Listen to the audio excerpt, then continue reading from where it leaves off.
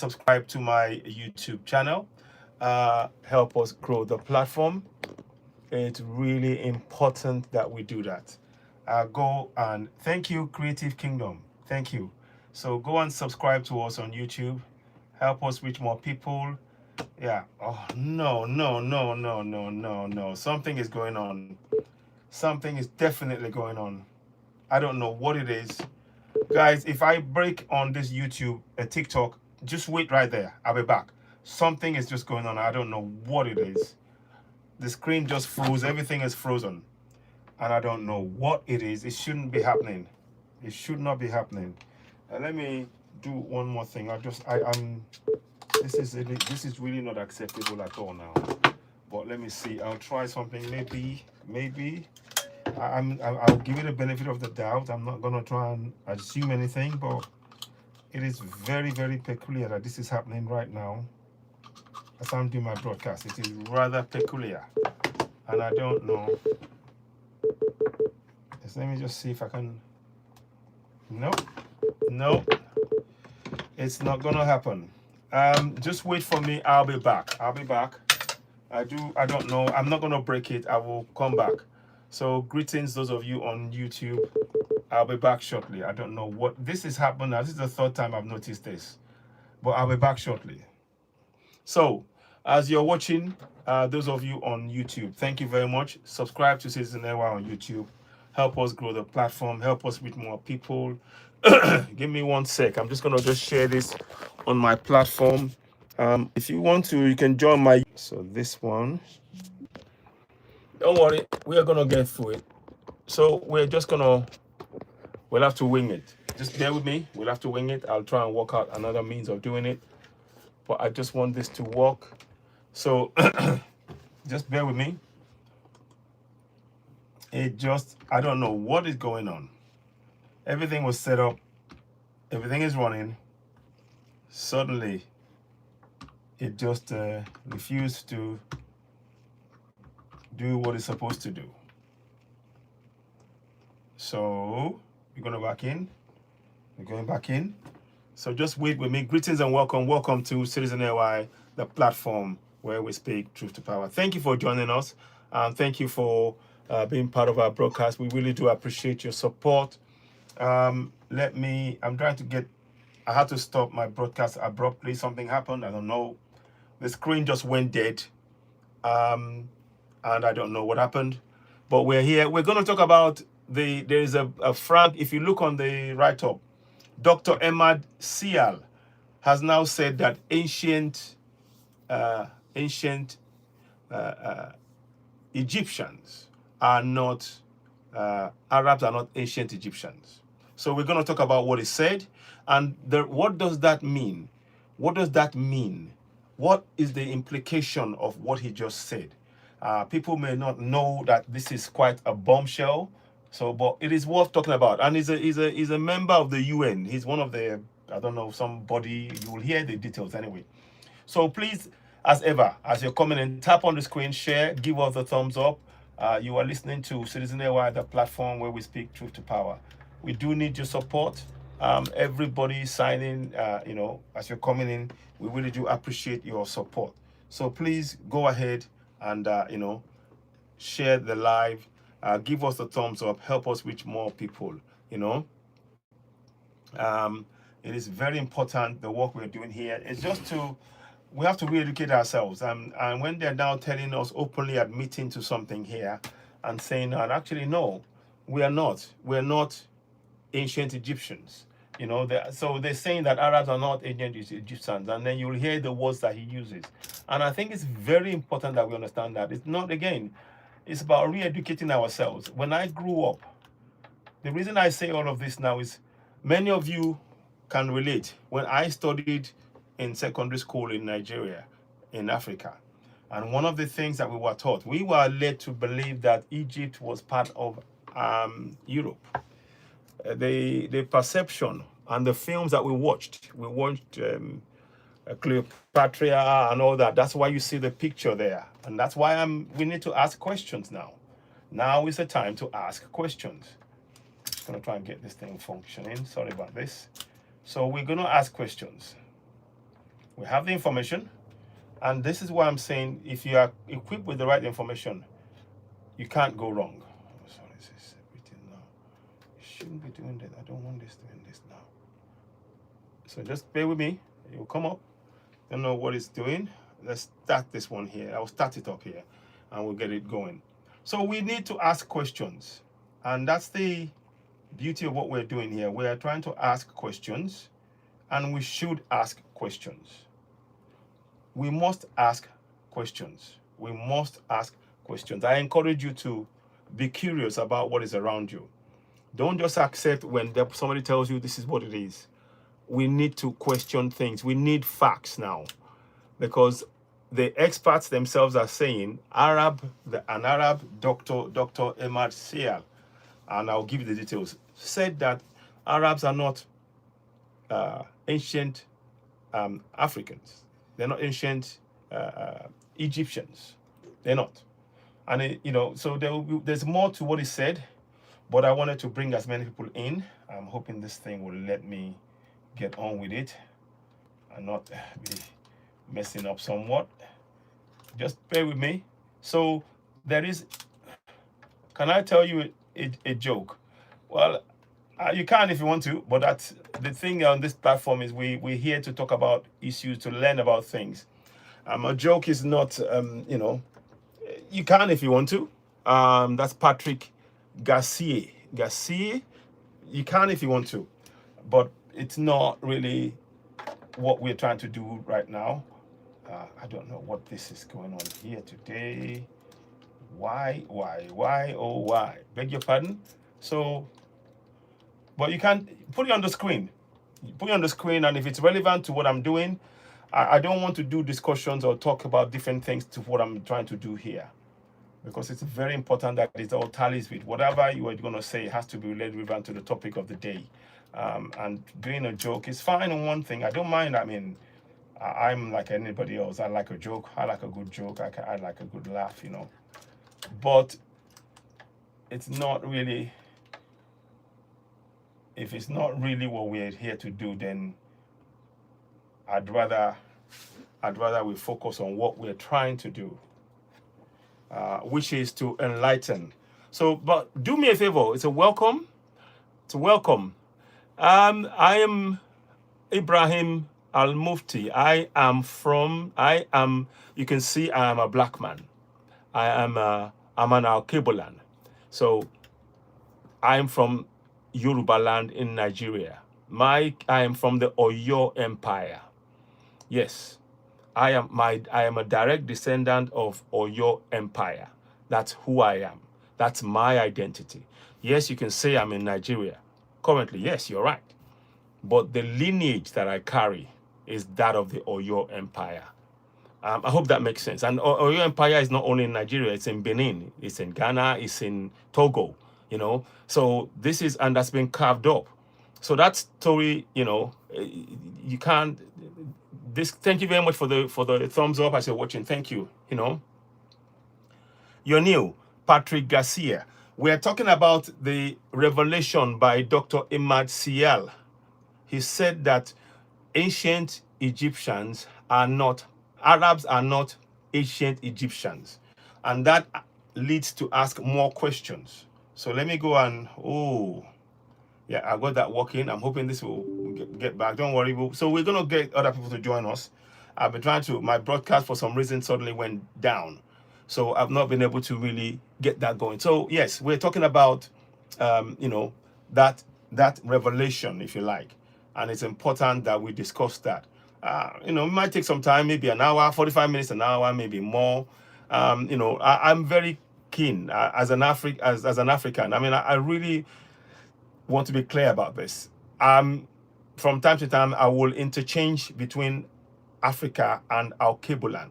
Al-Kebulan is a name that we know before Africa became a thing, a name. It became a name, and there are reports that Al-Kebulan was long in existence, and Pangaea, Kush, those names. But Africa is very much something that's been put in place by colonials.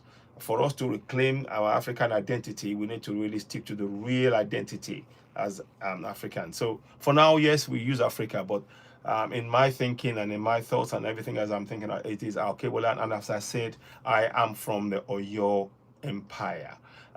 Yes, yeah, but as it currently stands, I'm in Nigeria, you know. Thank you very much, Patrick Gasset. Thank you. Thank you. I hope you find it invaluable. And, you know, we are here to exchange ideas and learn and grow. And, you know, there is a lot of misinformation about who we are as Africans. As the African story has been told by people who are not Africans. Yeah, thank you. Welcome back. Welcome back. I think I can see people on there. So I want to just check. Sorry, my screen went dead and I wasn't able to. I'm just going to check. Let me just check that the levels are okay. So thank you. Those of you coming, keep giving us a thumbs up. I really do appreciate you and everybody that joins me. I'm very, very grateful for your indulgence, you know, in what we are doing here. I am very much appreciative that you've taken the time out of your time to come and join this discussion, and I'm hoping that you know, that continues, and you know, please do help us spread the word about what we do here. Um, this platform does a lot of research on all things African, and a lot of information about different history that we've been to. You see, we have been miseducated on the African continent. We have been miseducated, and one of the things that we are very keen to do is to educate ourselves, to learn our own history from our own perspective. We need to know our history from our own perspective, and that takes a lot of effort, a lot of time. So yeah, welcome back, welcome back. I want to make sure you can hear me. Welcome back. Yeah, okay, so I think they can hear me on there. So let me just make sure it's working. 1 2 1 2. Okay, let me move that back. Okay, so I don't want it the feedback. I was just checking it. So welcome, welcome, welcome. As you're coming in, you are listening to Citizen AY, the platform where we speak truth to power. For some reason, the system just crashed. I can't explain why. It rarely happens like that, but there we have it. It crashed. I wasn't able to, you know, nothing could work. I couldn't, the keys locked, everything locked. But thank you for joining me again. And as you're coming in, please go and subscribe to Citizen AY on YouTube. This is what I'm trying to get up for you so that you can have it on the screen. There's a prompter on the screen to remind you not to remind you to please gentle reminder to go and subscribe to Citizen AY on YouTube. Subscribe to Citizen AY is going across the screen right now, and that is to encourage you to help us grow the platform.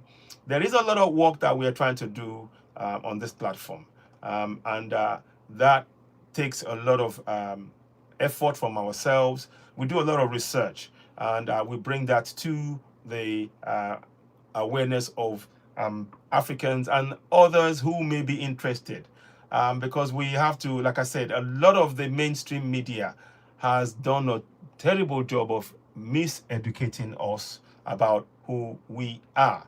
So we're gonna quickly go into, you'll get the picture now in due course when I start talking about this. You will get exactly why this is of immense importance and why we cannot leave it any longer.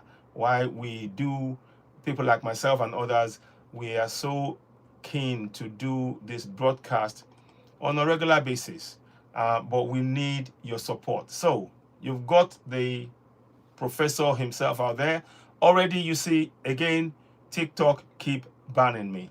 I don't know, they keep suspending me. I've not even said anything. I'm just talking, and everything I do, they don't seem to like the picture of the man behind that you see behind me. They don't like the picture of Ibrahim Traore, Assimi Goïta, General Chiani.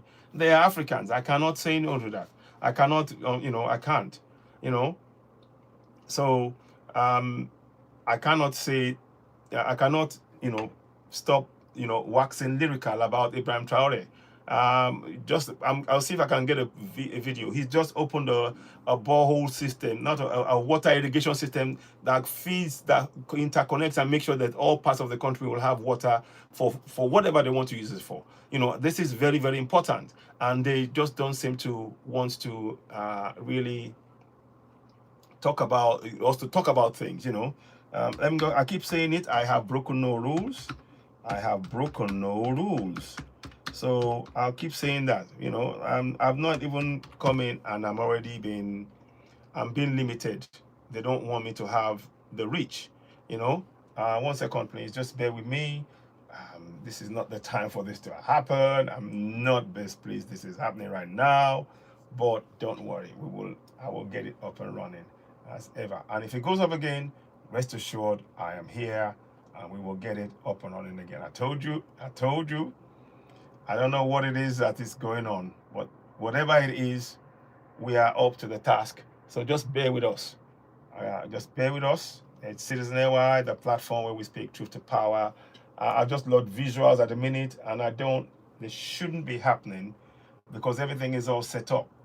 And I don't know why the visuals suddenly just go of their own volition like that. It just like that. Hey, presto, it's gone again. And you're looking and you're thinking, what's going on? But don't worry, just, it's all par for the course. And we will continue our broadcast. The one thing that I would ask you to do is, as you're watching me, go ahead and subscribe to Citizen AY on YouTube. Just go ahead and do that. That would be of great help. If you could do that, that would really help us doing what we need to do, with your support, of course. Okay. Don't know what this is doing here, but don't worry. So just bear with me whilst I'm doing that. Now, the thing is this, like I said, there is so much misinformation about who we are. And the quest for knowledge has been something that many of us have not really understood, that we have been trying to find out who we are, and it doesn't tally. You know, when you have something in you, when there is something in you there is something in your mind, in your psyche, that is telling you, no, the information that you are being fed is not the right information. You don't quite know how to go about getting that information. So you start digging. You know, it might be somebody who just give you a book, and that is probably, or somebody tells you something and you go and check it, and you suddenly start getting this idea, getting this a sense of wanting to know more about your own history, particularly from your own perspective. When you understand that something that you're being told doesn't add up, you can feel it, but you can't put your finger on it. And that is what many of us are going through, Come on, what are you even saying? Maria Glacia. Yeah, what am I even saying? Well, I just told you. A lot of the information as an African, go and ask Africans, the information that we get about Africa, 90%, 99.9% of them is simply false. It is simply false. And that's what we've been faced with, And it takes a while to admit that to yourself and accept that. And then you now need to, begin to research that. So that's what I'm saying. You may disagree, and of course you are entitled to disagree. You may disagree with me, and that's okay. You can, and that's the beauty of this. But those who need that information, we need to have the proper information and to be able to process and assess things ourselves from our own perspective. For too long, the perspective that we've been given has been a very negative one, a narrow perspective, one that has made and painted pictures that is not true. So, but anyway, this professor, greetings all and welcome. Something is going on with the picture and I'm trying to sort that out. So just bear with me. As soon as I get that sorted out, we can begin this broadcast properly. It's just annoying that it's somewhat fiddly, and I cannot get it to do what I need it to do. I may have to change tack shortly, but I don't want to do that because then I have to do another thing. Then it costs me to do something else. So for Africans, knowledge is very, very important. Knowledge of self. We don't know who we are. We only know what story we've been told about who we are from a foreign perspective. And that is a problematic situation to be in. Because if you don't know who you are and somebody is telling you this is who you are, how can you trust that? You know? So I know what I'm saying sounds a bit off. It sounds a bit odd. But that's exactly what many people, many Africans, millions of Africans, this is what we go through. Because when we start looking for information, we suddenly find that the information that we presented with, it doesn't compute, it doesn't tally. There is something missing. There's missing bits in that information. So we get curious about it and we want to find out what's going on. So, beg your pardon, I don't know what is going on today with this picture of mine, but I will sort it one way or the other. So I'll try one more time. So just bear with me. All of it takes time, and if you can, we will talk about this. Now, whilst the key thing is to bear in mind, many people, there's been a lot of argument about, Arabs said, no, we are the ancient Egyptians. They've been saying that. But now, what has changed? What has changed? Why are they now telling us the truth? Why are they now agreeing that, no, we're not the same people? We may be on the land, but the people who built the pyramids, we're not from them. They are saying that. They are saying that. And that, I think, is a very important point that we need to know as Africans. We should know that. Oh, gosh, man, sorry. Why is this doing this today? Okay, I think I'm going to have to do some drastic measures here because it is really interfering with my ability to focus on what I'm doing here, because I'm having to fiddle with something that I don't need happening just before my broadcast. And it often makes things very, very problematic. But yeah, so many of us now, when we talked about Africa, and they will go into many areas that many of you may not have thought about. Sorry, just bear with me as you are on YouTube, TikTok as well. Just bear with me. I'm trying to iron out these visuals because you need to see me. If you don't see me and I'm talking, it's okay, but it's not really doing what I needed to do. And I don't quite understand why this has really happened. It shouldn't be this cumbersome to do what I need to do. But like I said, the thing that we have to understand in all of this, that our identity is something that is very important. If you don't have your identity, you can't make sense of the world around you. You can't make sense of the world around you. And many people have been on a journey with a false identity of self, thinking in a particular way. But in actual fact, it has turned out that that information is not true. So, without much ado, and let me say this as well, there has been a furore on this platform the last few days, and I've got a call from people who have been talking about that what I am saying in terms of celebrations that takes place in Europe, like the Black Pete and in Italy and in Spain and all that, that what I'm saying is factually is not true, it's not the case. I have got conclusive evidence that I've posted on various platforms that I run. It's on Facebook, it's on YouTube, it's on TikTok, it's on, and as many places I can think of. I've put it on there, and I wanted you to be able to see that yourself so that you can, man, I don't know what's going on today. What is happening? The picture is gone again. But don't worry, we are going to fix it. We will fix it. Yeah, whatever it takes, we are going to fix it. So, but we will talk about it. It's just that I'm having some sort of setup issue. And again, I need some help with getting information and getting, be able to have my setup running fine and doing what I needed to do. Now, let's go back to as you were. So let's go back to where we are now. I hope the pictures stabilizes somewhat, so it's not going to move around and dance around and all of that and get me to constantly have to fiddle with it, which is not what I want to do. Okay, thank you very much, and thank you for your understanding. Okay, so please tap and share. My broadcast is being limited on TikTok. My broadcast is being limited on TikTok. I was talking to you about an incident where I've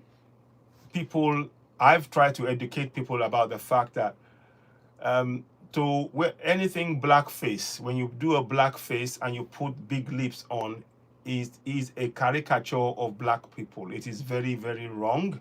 Let me see if I can get a video out to show you exactly what I mean. I'll try and see if I can get a video out, and then we can then go and talk about Dr. Emad El-Saaay, to be able to give you more update as to this new information that we've had that is very, very telling, and it has huge ramifications in how we perceive Egyptians. And now that the question is no longer in doubt that Egyptians are black people, very much like Dr. Sheikh Anta Diop has said. Sheikh Anta Diop, if you get this book, go and get it. Civilization of Barbarism. I recommend it highly. And he has conclusively said from day one that Egyptians are black. Now, Arab professor is saying that, he said, we are not related to ancient Egyptians, but we are just inhabitants of the Kemet land. Our connection is purely geographical. Those are his words, and he's an Egypt representative of the UN. So this is not, you can go and fact check this. You can fact check what I'm saying. Thank you for the thumbs up. Well, I've got 5 thumbs up. Fantastic. Continue to share the live. Subscribe to us on YouTube. Oops, sorry about this. I don't know. My picture's gone again, but I don't want to mess it up. I don't know why this is going on today. Somehow, when you think everything is fine functioning, it suddenly starts playing up. But we will get there. We will manage it as best as we can. So you might see me strange setting or tilting one way or the other. It doesn't matter. The most important thing is you can see me, and we will get there in the end. Okay, so now what I'm trying to really say is this: the information that we've been fed has been doctored severely. So let me quickly do something. I want to pin something for those of you who are on YouTube.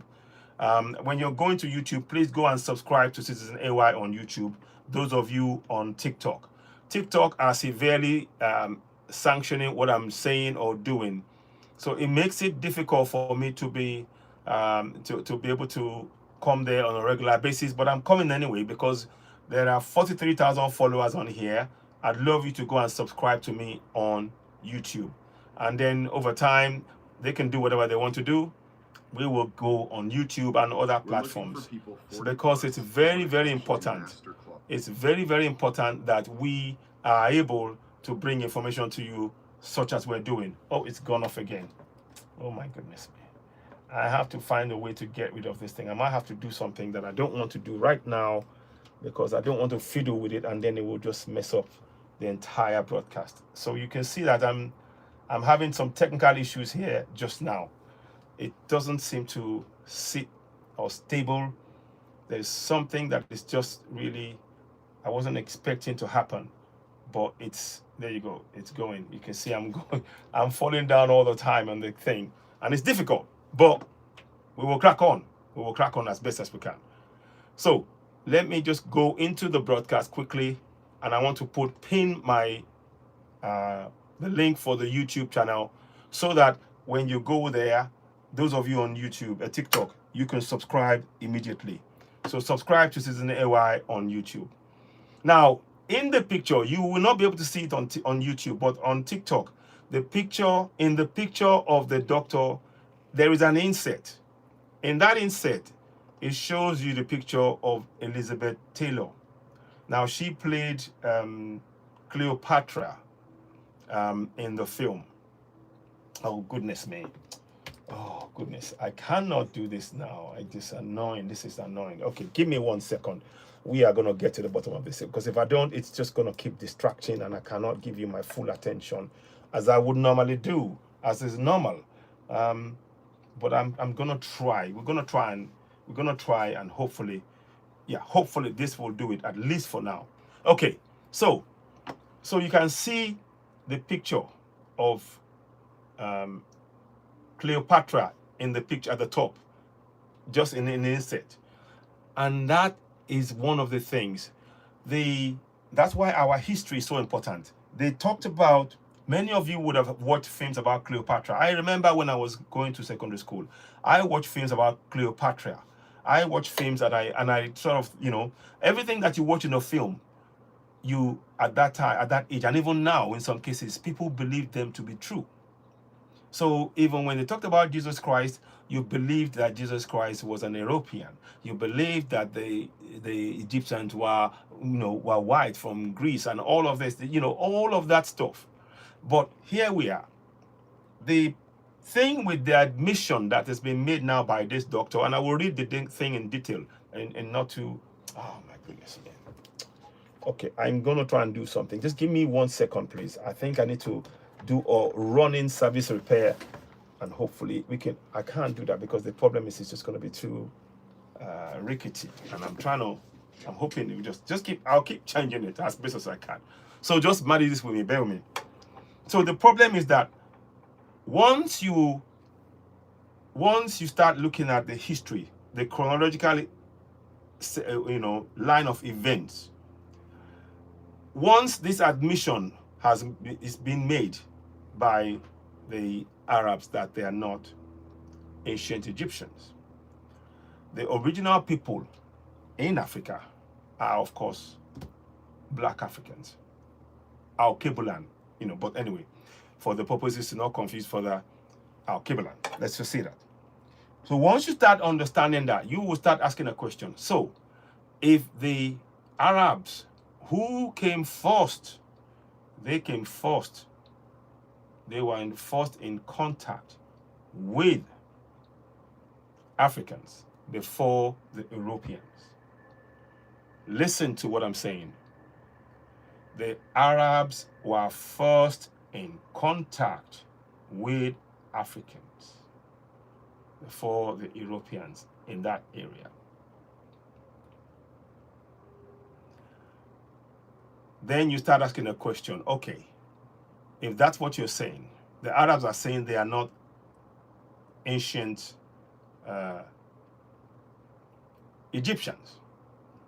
And don't forget, when they say Egyptians, Egyptian is the Greek word for black people, Kemet. Africans have their own names, and we call it Kemet. So that's another confusion right there. But anyway, we're not going to go too much into that right now. I'm just trying to stabilize this so we can just do just the minimum of what we need to do today. So now, as you're watching, tap on the screen and share. So let me quickly do one thing again. Sorry, I need to just do this before I go too far ahead. Customize channel. So I'm going to get a information, pin it, then you get my full attention now, because I'm trying to do 2 or 3 things at the same time.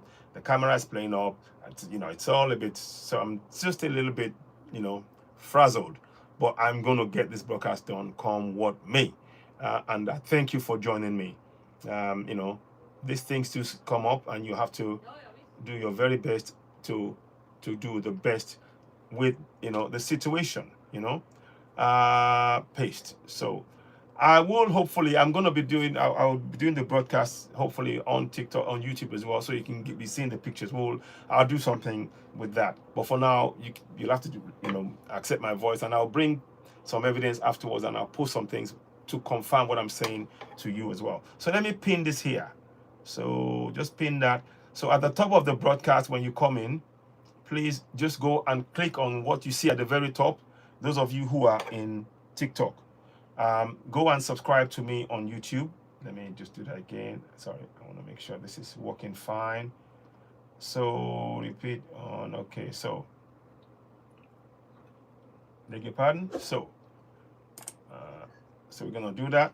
So go ahead and subscribe to Citizen AY on YouTube. Hit notification button. There's 4 things we want to do to you to do for us as you join us on YouTube. First, subscribe.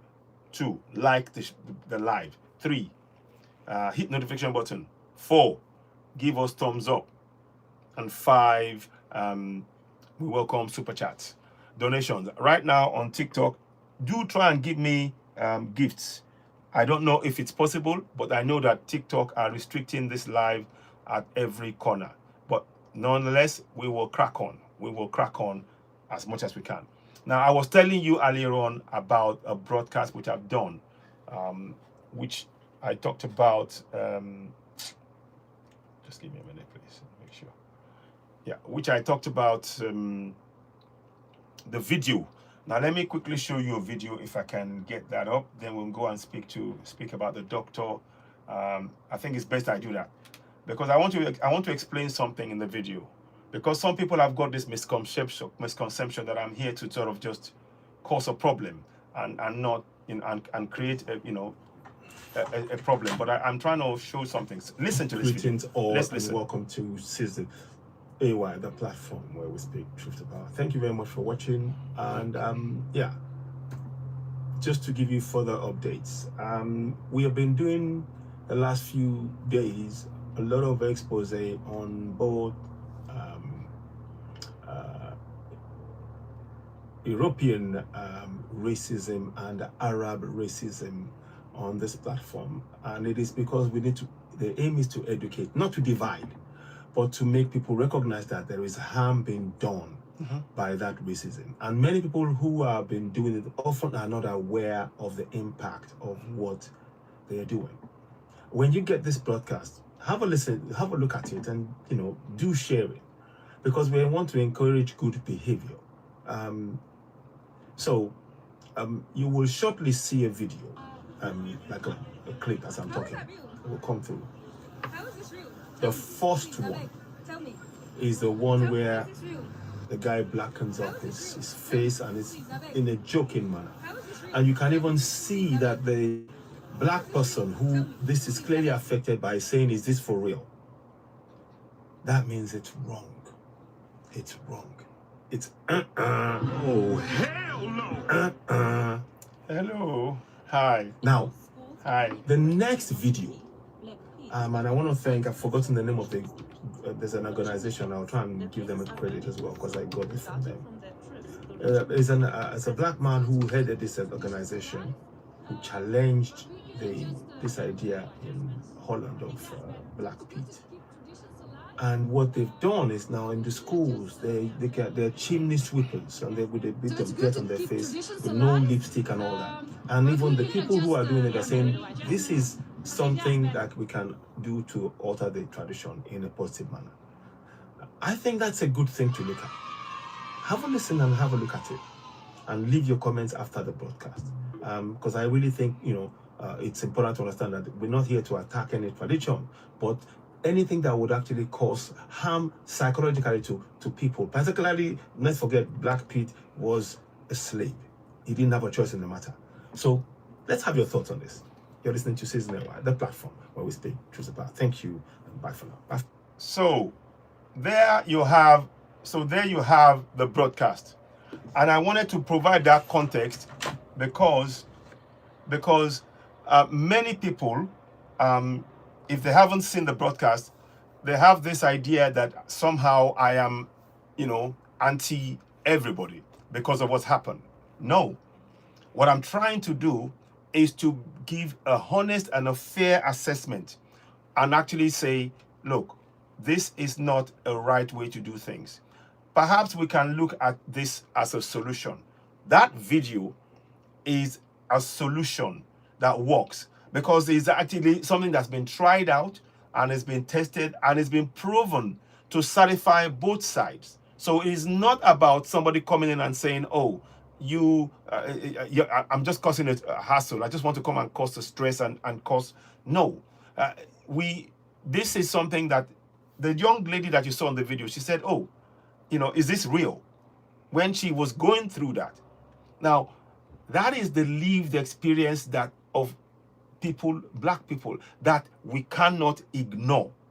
It cannot be ignored. It needs to be confronted in a responsible manner. And I really strongly hold this view that what I have done in talking about this now has been to lay everything on the table as it is. And let me be clear, the idea of somebody putting something on their face to try and say they're Black Pete, and then coloring and then big lips, it's a caricature. That is not even a debate. It is not, it can never be a debate. It is a statement of fact. So now once that's the place, that is the fact that we all have to agree. If you do not agree that to blacken the face and put big lips, as the minstrels did, as being a racist action, then you do really need to go and either get some reading to understand the English that you speaking, and then comprehend the fact that people of color going through that, will be affected, and you cannot tell them to ignore what is having a psychological impact on them. So that was why I did the video. And please, I honestly want to, I truly want to hear your opinion. It is on TikTok right now. It is on YouTube. It is on Facebook. All of you, I'd love to hear your opinion about this educational video that I've just done. It is an educational video intended to teach how we can approach a long-standing problem and to at least deal with it in an open and honest manner, in a manner in which it's not going to attack either side, but recognizing the harm that has been done over the years, and then going forward, having that impact, having that recognized. Because when you are going through in a community and you are faced with that scenario, yes, it's a tradition to some people, but at what point does it cross from tradition to now becoming a racist act? You see what I'm saying? That bit is where we have to deal with. And I firmly, I'm of the view that what I've done here is to try to balance that and not allow emotions. I'm trying to remove emotions from this, because people who have read this, some people have just come out and saying I'm telling lies. I'm not telling lies. I am showing you what happened. I'm telling you, this is what people go through. People, when you are in European countries, this is what we go through. And to be able to do, and those kind of events have to factor that in, and I hope that please watch the video. I really urge you, go and watch the video. I'll see if I can put the link also on this broadcast, maybe when I'm live now or later, and I truly want to hear your views. And of course, if there's anything you think I can do better on it, that if there's anything I should add to the video, trust me, I'll do a part 2 of it. And if I listen to what you're saying and it makes sense, I would be quite happy to adjust that. Because what we're trying to do is to come to a common ground as much as possible on a very, very sensitive subject. It is a sensitive area because of the history, the many convoluted, many directly negative and painful, truly painful history that this represents. And on the side of the people who feel they can do whatever they want and they don't have to answer to anybody, they don't want to, the idea, they don't want to look at history and actually acknowledge something, or at least that's the impression they're given. Now, for the people who are going through that, what happened in history, even now, that is a weight to carry, a psychological weight, and it needs to be addressed, you know, fairly and squarely. So, everybody watching me, please, I'd love to hear your views. It's on TikTok. You can watch it, you can share it, and you can comment on it. And let it be, I truly am intending for this video to be an educational video to learn from. So you will notice that when the blackface was on, in the video you will see that. So you watch it. You will see that when the blackface was on and the man was doing this with a thumbs up on it, I've put an X on it to signify no, that is not acceptable. We cannot go around putting people, you know, of a certain group of people, caricaturing them and think that is okay, that you are justified. That is morally wrong. It is morally indefensible. You cannot defend such a situation, a stance. You need to look at the reality of the impact of your actions in doing that. Because in that video, you saw the young man, he put it on and he was really standing. And the young lady, who's an African, she was saying, I can't even, am I seeing this? Can you see what I'm seeing? She was stunned. She was literally stunned. And to say that we're in the same environment, the same country, the same wherever, and that is even a thing that can be allowed to go on, that is really, wow. That is really, yeah, words fail me at times. Believe you me, I have, times I've seen this video, I have been, years ago, sheer rage, that how dare you, you know, has taken me over. But you internalize that as a black person, and many black people who are listening to this you can recognize that feeling. You internalize that rage. You try and, you know, but it eats you up inside, because you're thinking this should not be happening. And you know, the thing that's painful for me is that growing up and as an adult, seeing that, you know, happen during my time, and then it's happening now. I mean, when I saw that scene, it took me back to a time. I'm going to tell you the story about myself. There was a time I was making a call to my girlfriend at the time.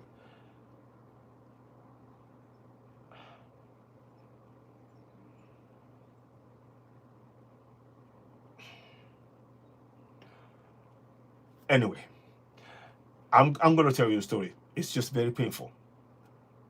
I was in the phone booth in East London.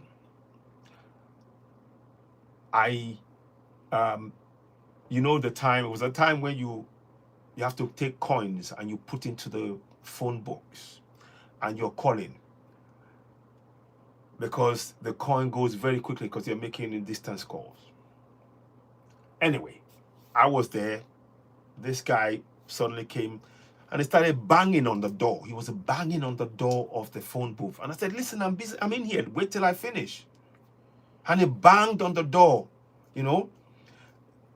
Yeah, Amadou, good afternoon. He banged on the door. He kept banging on the telephone booth, or the red phone booth. You know, the red telephone. He kept banging on that door. He's banging.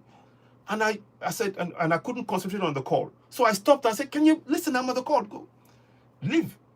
So he left. And I thought, okay, that was it. Only for him, I think he parked his car somewhere close. So he went to his car, got the crossbar and the one that you use in taking the wheel off the car that you spin. So he brought 2 bars and he brought a friend to that phone booth, slammed it against the door, and I was still in there.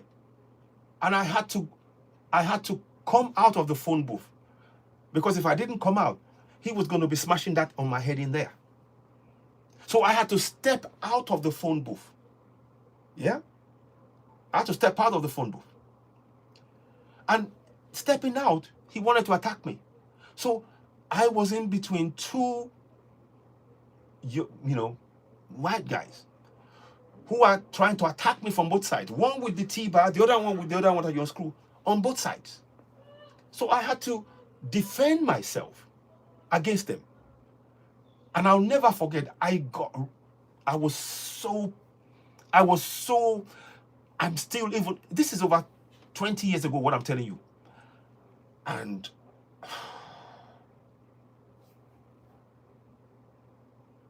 till this day, it's in me. Till this day. And probably till the end of my days, I will have that memory in my head. All I was doing was making a phone call. It wasn't really about him wanting to make the phone call or that he couldn't wait. He wanted me to know that he could make me leave that phone booth if he wanted. I fought, and he just said, "How dare you?"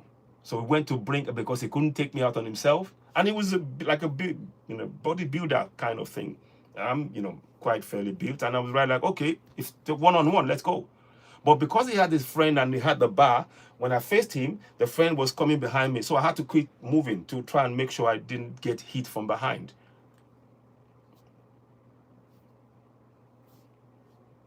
Over 20 years ago. Still with me now. That is why I do what I do. I don't do it for me. That is me now. That's part of me. That's part of my makeup. But I'm thinking of the coming generation. If we don't give them information and tools to solve this problem, they are going to face the same problems because of the color of their skin.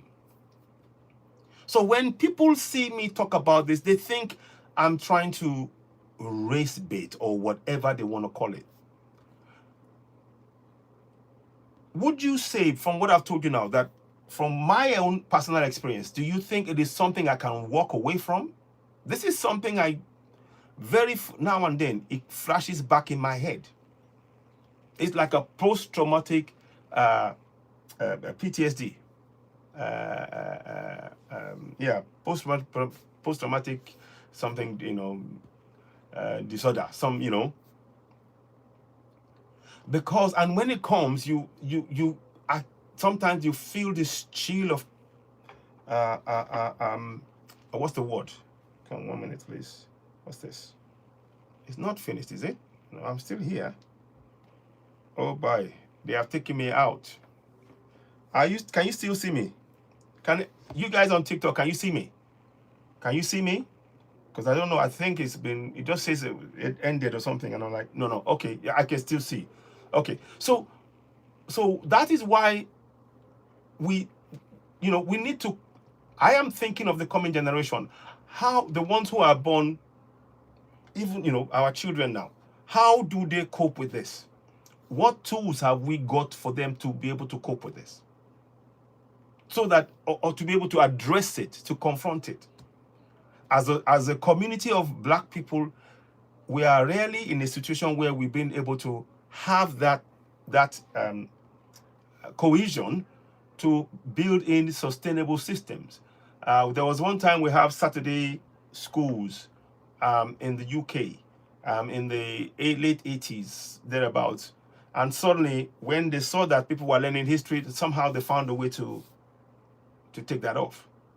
So people are having to learn history and on what happened, almost individually. There's not a system around that for Black people to be able to cope with that or deal with, or a system.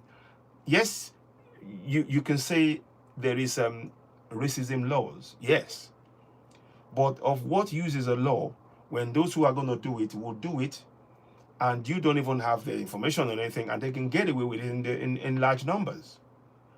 And yet the community, there are no sustainable action by the system in making sure that those communities do not face that situation. The case in point, let me give this case of what you're looking at in in Netherlands now. Those who are doing those festivals, they did not, the government have not, of Netherlands have not looked at the impact of that black pit on its black population. They haven't, which means that they are left to fend for themselves. And that's the reality of what I want to bring. That's why I'm doing that video. That's why you see the video. That X sign for the black face is to say, no, that is wrong. However, when the young girls, and they were teaching them in school, okay, you can talk about Pete. Pete was a chimney sweep. He's a chimney sweep guy. When he goes into the chimney, he will get dirt on his face. Now he's giving gifts, or he's the one who will take the kids, and because of the hard work. That is a much more better way of looking at this. But when you say Pete, Black Pete, and they don't tell you the story, Black Pete was a slave. But others will tell you it's a tradition. So is it the tradition of the guy to be a slave? Come on, these are what we are saying. We're not trying to, I'm not here to cause angst, but we need to understand the impact of what has been done and how it is impacting the black communities. And after all, when all is said and done, I am a black person. It is I, as a community, as a member of the black community, I have to look for myself, my community, and those who are within that community. Are we doing everything we can to address the concerns that we collectively face? We all ask that question. So that is what motivates me. Oh, you can hear me. Day Millionaire. Thank you very much. Thank you. Yeah, let me just reply. So, yeah, thanks. So, yeah, please, as you're watching me, go and subscribe to Citizen AY on YouTube. The thing is that, as you know, I am being severely restricted on TikTok, and that's okay. But what I am here to do is I will always tell you the truth about. I do extensive research. I'll present it, and where I have if I have something that I posted that was wrong, I will be the first one to come out and say, okay, listen, I did this post on this date on that particular time. I withdraw the post because I've now since come to new information. I apologize. I withdraw that, and I will make a full statement to correct my errors or my failings in that way. So what we try to do here, I am, as a black person, I feel that I know that a lot of the information that we are getting, we have to go, and if somebody tells you this about the information, you have to go and check and make sure you get the right information for you to be able to actually get the right information that you need to progress. There are some cases where it is not always like that, don't get me wrong, but generally speaking, we know, even right into the boardrooms, this goes right into the boardrooms. I've been in a boardroom where they openly admit that the number of black and ethnic minority in senior positions is less than 1%. And I sat in the meeting, and they were saying, and then they were talking about how to make that change. Now, 5, 10, 15 years afterwards, it was still at the same percentage in the UK here. So when we are saying what we're saying now, it's all of those history and experience, the lived experience, that prompts people like myself and others to want to prefer solution to the problem that we collectively face as a community. So when you hear me talking about this, be it white or be it black, I'm not talking about it from the point of view of swinging from the houses and just taking everybody out, because I know that's not going to solve it. What I'm hoping to propose, and hoping others will do as well, is suggestions. You table the suggestions, and we continue to educate our people about the ways they can do to cope with the situation that they faced with, particularly our youth. Give me a minute. So, please subscribe to Citizen AY on YouTube. I am being heavily limited on TikTok, but that's okay. I want to share this information And I might do another further broadcast on Facebook as well, but we'll see how it goes. Now, so please go and watch the video with this information that I deliberately have taken time to explain this video on both platforms, on YouTube and on TikTok, because I want you to get a clear indication. I don't want you to go around and somebody telling you some misinformation about what I've said. I am telling you exactly why I've done it. On the first side of the video, you will see the man with the black face and the and then being very, very caricature of black people. That is not a celebration. That is racism. But then I showed the other part of the video. The second part of the video, you will see group of children in the school. They've been told, yes, we have Pete. They even dropped the name Black Pete because Black Pete did not willingly play the part of Black Pete. And they wrote that story, and the man who wrote it had a slave. So they're now saying, look, Pete, we're talking about celebrating our culture. So what they do is they now put, you can see the picture. I'm not going to, because I think there's a video, when I played the video and I said, oh, hell, something, Hell, I think TikTok went, so I don't want to play that. Now, let me, in fact, you know what? I'm just going to mute it.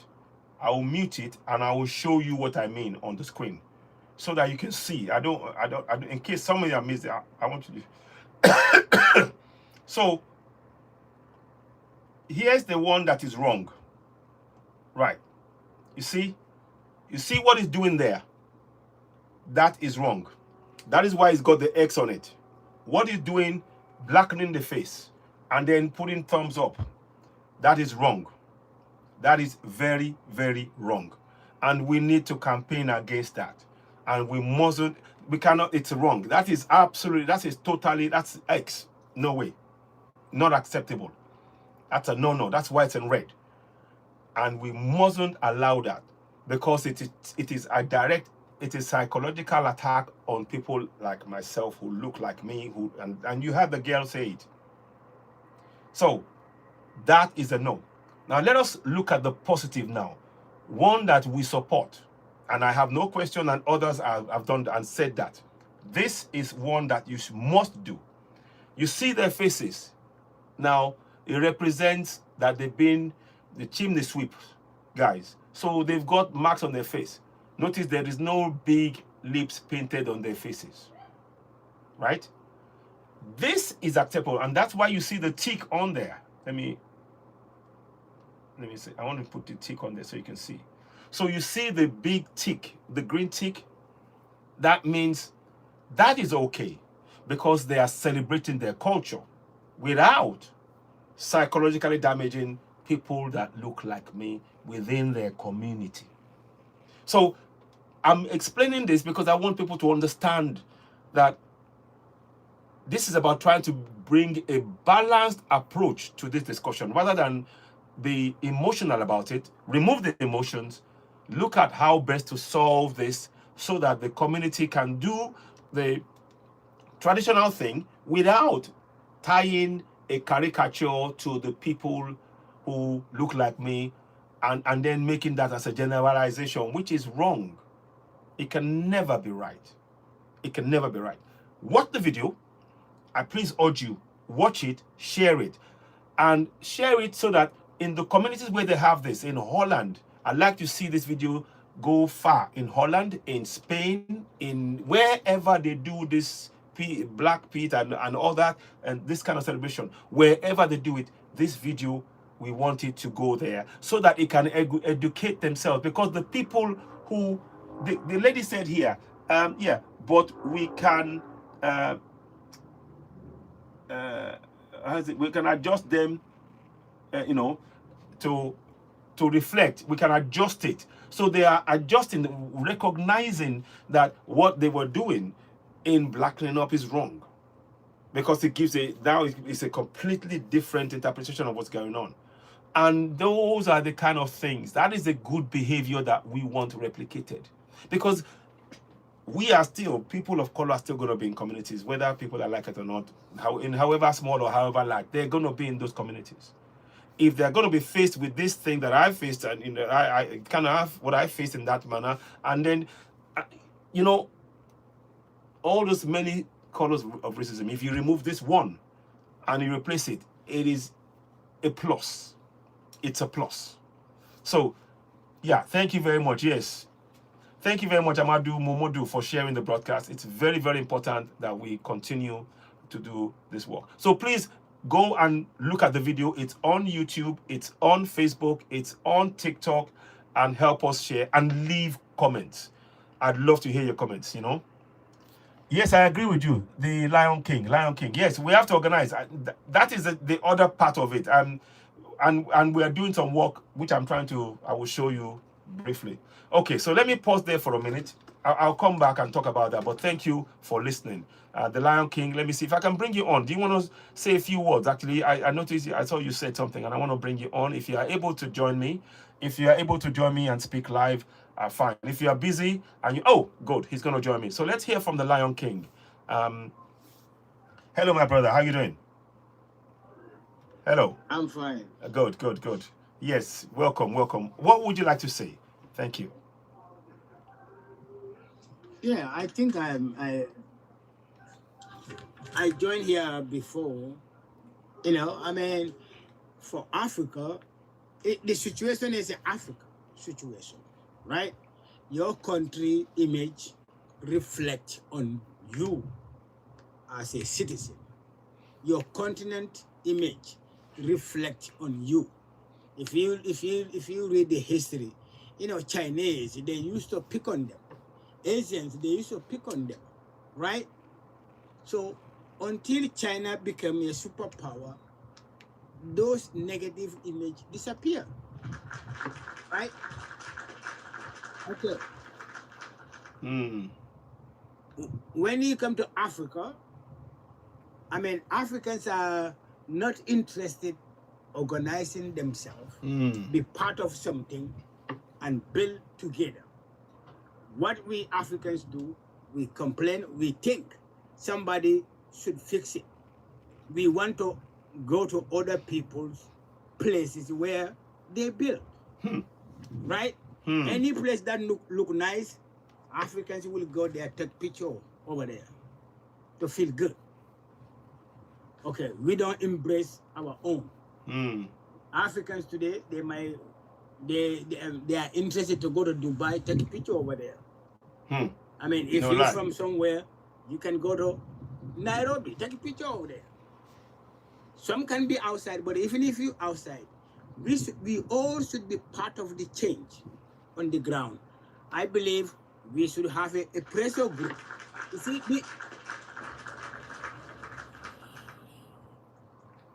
okay, if we don't join any organization, I promote this organization. It's based in Ghana. I'm not a Ghanaian, but it's the most effective movement in African continent. All right? They have a branches, SUP, Ghana, SUP, Sierra Leone, Liberia, Nigeria, all those places. Supposedly, we all join. If you don't want to join in Ghana branch, join in Nigerian branch. You are part of that society. You move that movement forward. That's what we all should do. If you have a $5, $10, £10, £5, you put it there. You are part of the people on the ground. You can direct them. But no, every Africans I met on TikTok, you ask them, they'll tell, oh, I don't know. I know they know, because SUP is the biggest movement on the ground. If you don't know SUP in Africa, that means you are not part of Africa. You just, I mean, what I think is happening, most Africans, they go to social media as an entertainment, but they're not following what is happening on the ground today. They don't. Okay. And that's a problem. In Europe, in America, you see all these, what they call them, far right, they organize. Even though I don't agree with their ideology, but you know, at least they organize themselves. They put their energy there. Brother, tell me again. What do you call? What's the full name of? What does SUP stand for? Because I know you told me before, but I've misplaced it. I mean, brother, I'm trying to find it if online. you have a platform like this, you put your energy to it. SUP, I mean, that should be the number one.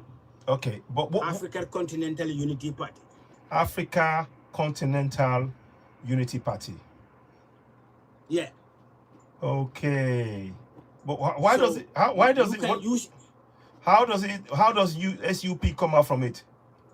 Africa Continental Unity what? Party. How does the? I don't. You said FSUP. Yeah. What does the S stand for? Africa Continental Unity Party. Okay, Africa Continental Unity Party. Okay, all right, carry on. Yeah. I'll check it. Yeah, go ahead. Okay. So, I mean, people like you who own a platform, you talk, those are the group you should be promoting. You make people join those things, and then you learn about that movement. So, if it's a credible to you, nobody force nobody. I'm not a founder. Okay, somebody I know on social media, like maybe 2 years ago, he's Nigerian, you know, he told me, I mean, he's in the movement. Okay. He told me about it. He gave me somebody's contact in Ghana, somebody contact in South Africa, Kabbalah and Kojo. And then I contact them. I went to their website. I learned about it. And then I volunteer. So Okay. this is what we all should do. Okay. Not a bad idea. Even if you don't donate, you use your time on the platform. You don't have to pay money. You can just contribute to promoting it. You can learn about it. Fair enough. And then, yeah, you can contact people who are running it. You learn about them. You join their group. You learn a WhatsApp group. You learn about them, and then so in your platform, if you promote those, the more people will join in your life. Yeah. Okay. Fair point. I will. That movement is in there. Is in over 40 countries in Africa. Okay. Good. All right. If you're interested in social media, yeah, you want to promote your platform. Yeah. Those are the movement. Those they already have that mindset. They will join you. You can promote them, and then you promote yourself. Yeah. Yeah. It works. It works hand in hand. No, very good. Okay. Let me. Okay. I'm really glad that you said that, and it's every idea is always welcome, and I've written it down. I've got the name on the screen now, so I will talk about it. I'm going to give them a call myself. I want to find out what it is that they do myself, and you know, before I start promoting it, I want to make sure I check and I'm happy with that. We have the same thinking, that it tallies, if you like. You know, I don't want to say something and I'm not be sure of what I'm saying. If that makes any sense, you know. So, oh my goodness, beg your pardon. Don't worry, I'm still here. The screen has just done. Okay, go a minute. I just lost my visuals at the minute, but don't worry, I'm here. It's just playing up. I don't know why, but I will get that back. Okay, so whilst my picture is not there, I will put the website up for people to just have a quick look at. So it's the African Continental Unity Party. It's on there. You can see that. One thing I would say, oh, you can't see me now because there was a picture I was going to show you, but there are things that we need to do as well as a people to actually help our people. We need people to know their rights in their local language. I wanted to know what your thoughts are on that. How do you feel about that? Is it something, oh goodness me. Is it something that how do you feel about us? What are your thoughts on us having our constitution in our local languages? Yeah? Hello? Can you hear me? Hello? Are you talking to me? Yes, I'm talking to you. Yes, I was asking you a question. So, what do you feel about Africans having our constitution in our local constitution in our local languages? What are your thoughts on that? Do you have any ideas, or what do you think? Our constitution. Our language about having our constitutions in our local languages so that people can understand it, because many of the constitutions are written in foreign languages. Go ahead. That's a good idea. The problem is that most Africans, they cannot read or write their own language. But they can hear it. But they can hear it. If they hear somebody speaking it, they can. Yeah. That's a start, isn't it? They can understand it. They can speak it. Yeah. But if you don't create your own alphabet, all those things, and But then we teach your people. we do have we actually have we have our own alphabet, you know, in CBD and others we have our own alphabet. And let me show No, you on the screen. Let I'm me not show you. saying individual. Maybe your tribe might Yeah. have it. Okay. Let me show Okay, you what I mean. but not. Yeah, go ahead. Go ahead. Go ahead. Go ahead. You Yeah, go ahead. maybe your tribe might have it. My tribe might have it. Okay, but is there enough people who are willing to learn those language? That's the thing, because the government don't promote it. Most educated people don't promote it. If I'm speaking my local language, only I can read and write it. You know, those Europeanized Africans, they will look at you like somebody who's not educated. But So we stereotype our own. but that's the thing, though. For me, education or knowledge is not about the language that you speak. It is about your actual knowledge that you carry in your brain that you can that is allowed to come out. And oftentimes that's what I'm saying. Yeah. Go ahead. Yeah. So yeah, I just wanted to just point that out. Look at even our leaders, right? When they go to UN, most of them they all speak their local language. Yeah. But they don't want to speak in it. So that's a big problem. Well, I mean, I'm one for, as I told you now, for example, in Nigeria now, I am advocating strongly. 60 million people speak Yoruba language in Nigeria. They don't know their rights. Those in the farmers in the villages and the small towns and and all the hinterland areas, they don't know their rights. So I've done a document which I'm trying to print out, give to as many people as possible, so that they can know their rights in the local language.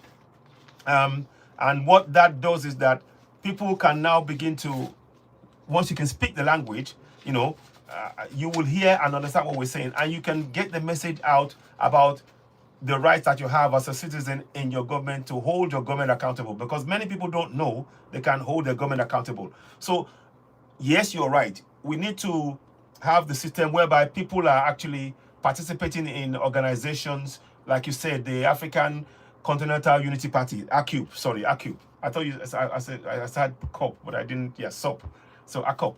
So now we need this. We also need this type of document in as many languages as possible, so that our people can begin to take action on ground themselves in their community to be the change that they wish to see within their community, so they can get the roads, the water, the light, the schools, the healthcare, the safety, the security, all of those things.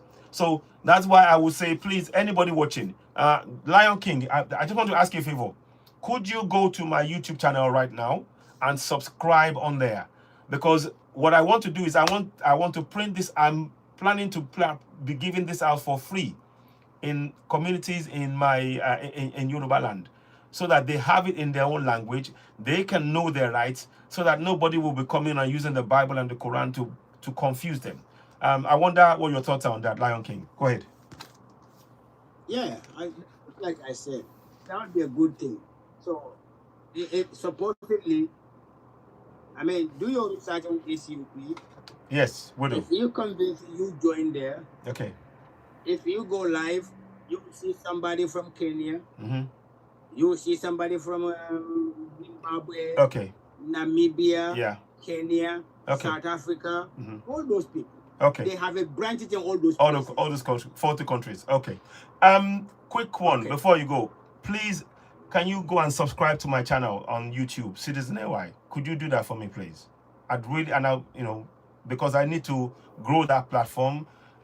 Because like I said, I want to be able to print out this document in the meantime, so that when I'm in Nigeria and in Yoruba land, I want to print like 200, 300 at a time, and then I will train people up to teach their community how to use this document. So if you could subscribe, that would be really great. I'd really appreciate that. Please. Are you on YouTube as well, by the way? Are you on YouTube?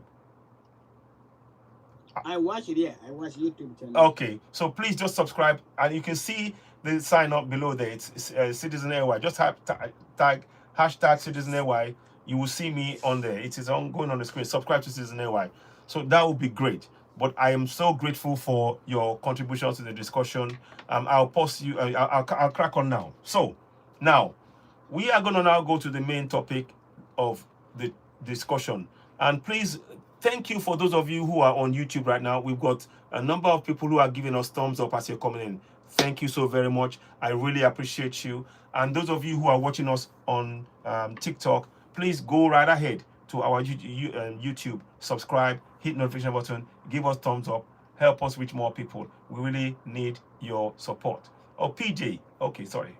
Let me go here. So PJ wants to speak. Let's hear from PJ as well. Let's hear what PJ has to say. Oh, it may not work. Oh, hi, PJ. Greetings. Greetings, PJ. Can you hear me? Greetings, PJ. Can you hear me? Hello, PJ. PJ. I love this. Hi. PJ. Gray and blue. PJ, can you hear me? I have navy blue. Oh, okay. Yes. Can you hear me, PJ? Navy blue. Okay, I think she's still talking to somebody. The navy blue. Okay. PJ, let me know when you're ready. I'll crack on for now. I think she's not aware that she's joined me live. She may have done it by accident. But if you're ready to speak, PJ, I'll let you speak. Now, we're going to go to the central topic. Now, the reason for today's broadcast is where we are now. Don't forget, as you're watching, please subscribe to Citizen AY on YouTube. Hit notification button. Give us thumbs up. Help us reach more people. Now, we are going to go proper now. There is a report that came out by this doctor, Dr Emad El-Saaay. He is an Arab-Egyptian doctor. Arab-Egyptian doctor. He works with the UN. And he said the following, and I'll just say this first, then we'll go into detail about it. So please keep watching, leave comments. I really do appreciate you. Now, this is what he said. He said, we are not related to ancient Egyptians, but we are just inhabitants of Kemet land. Our connection is purely geographical. He is the Egypt representative in the UN. I want us to pause and think about what I just said. Here is an Arab Egyptian making an admission. Many of us have been saying this. And at this point, I bring in the book of Sheikh Anta Diop, who has been the one saying that the ancient Egyptians were black. He's written a number of books about it, and a lot of people have dispelled. He went to the UN and they couldn't disprove anything he said, and they made things very difficult for him towards the end. They frustrated him, but his books, thankfully, has many histories, and the stories are here, and that's why I am so glad. In fact, this is one of the books that I really read, and I highly recommend this book, recommended by a friend. Civilization or Barbarism. Very, very important. And it actually, finally, the doctor is agreeing with what Sheikh Anta Diop wrote in this book. That ancient Egyptians were black Africans. Hello, yes, go ahead. Go ahead. All Egyptians, all the Arabs knows that. All right? But because of the benefit they have, the tourism, all those things.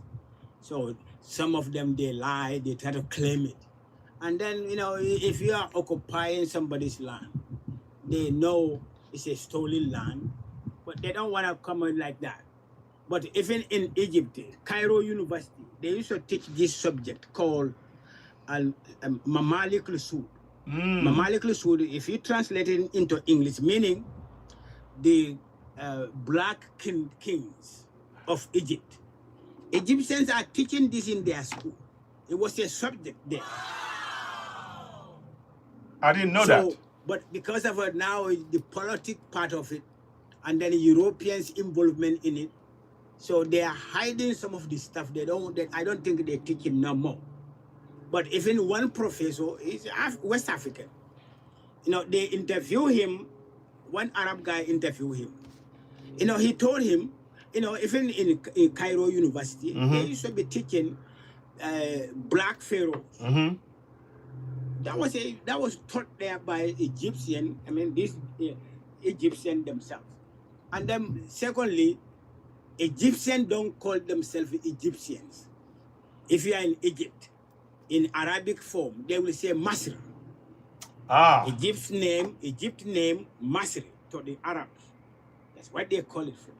But because of geopolitics, their football team, they will call it a Pharaoh. In Egypt, if Arab wants to insult you, because they will call you a Pharaoni. Pharaon, Pharaon means a Pharaoh in Arabic. They don't respect those things. But no, they don't. Calling somebody a Pharaoni in Arabic is an insult. But when you come to economic term, they will say Egypt in international level. Oh, I'm from Egypt.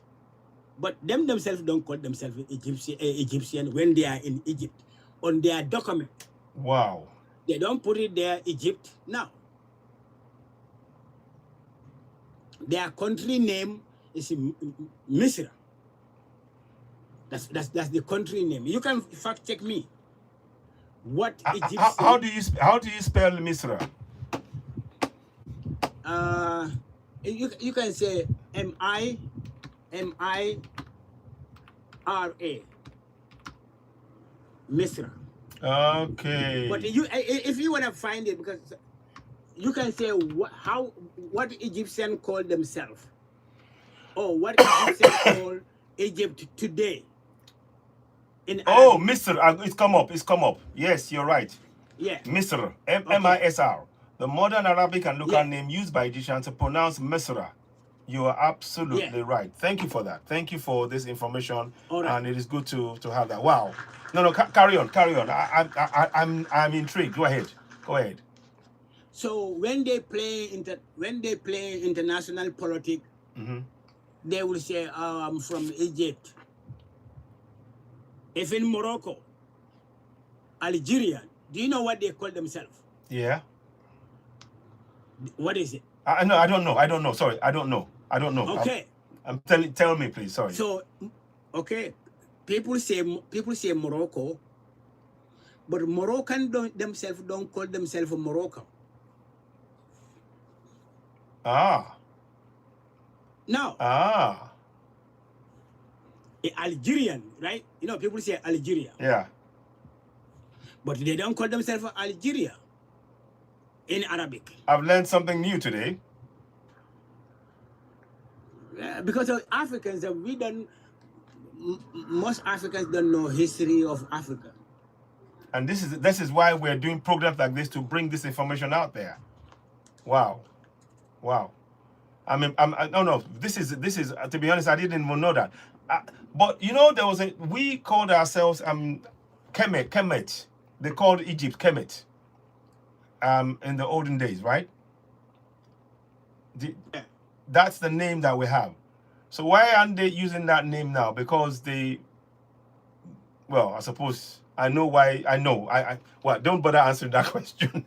I think it's obvious, because the colonizers used the colonials used Egypt rather than the original name that we call ourselves. And again, it's born out by what you're just saying. Misr is what the Arabs call Egypt, which is the modern Arabic and local name used by Egyptians.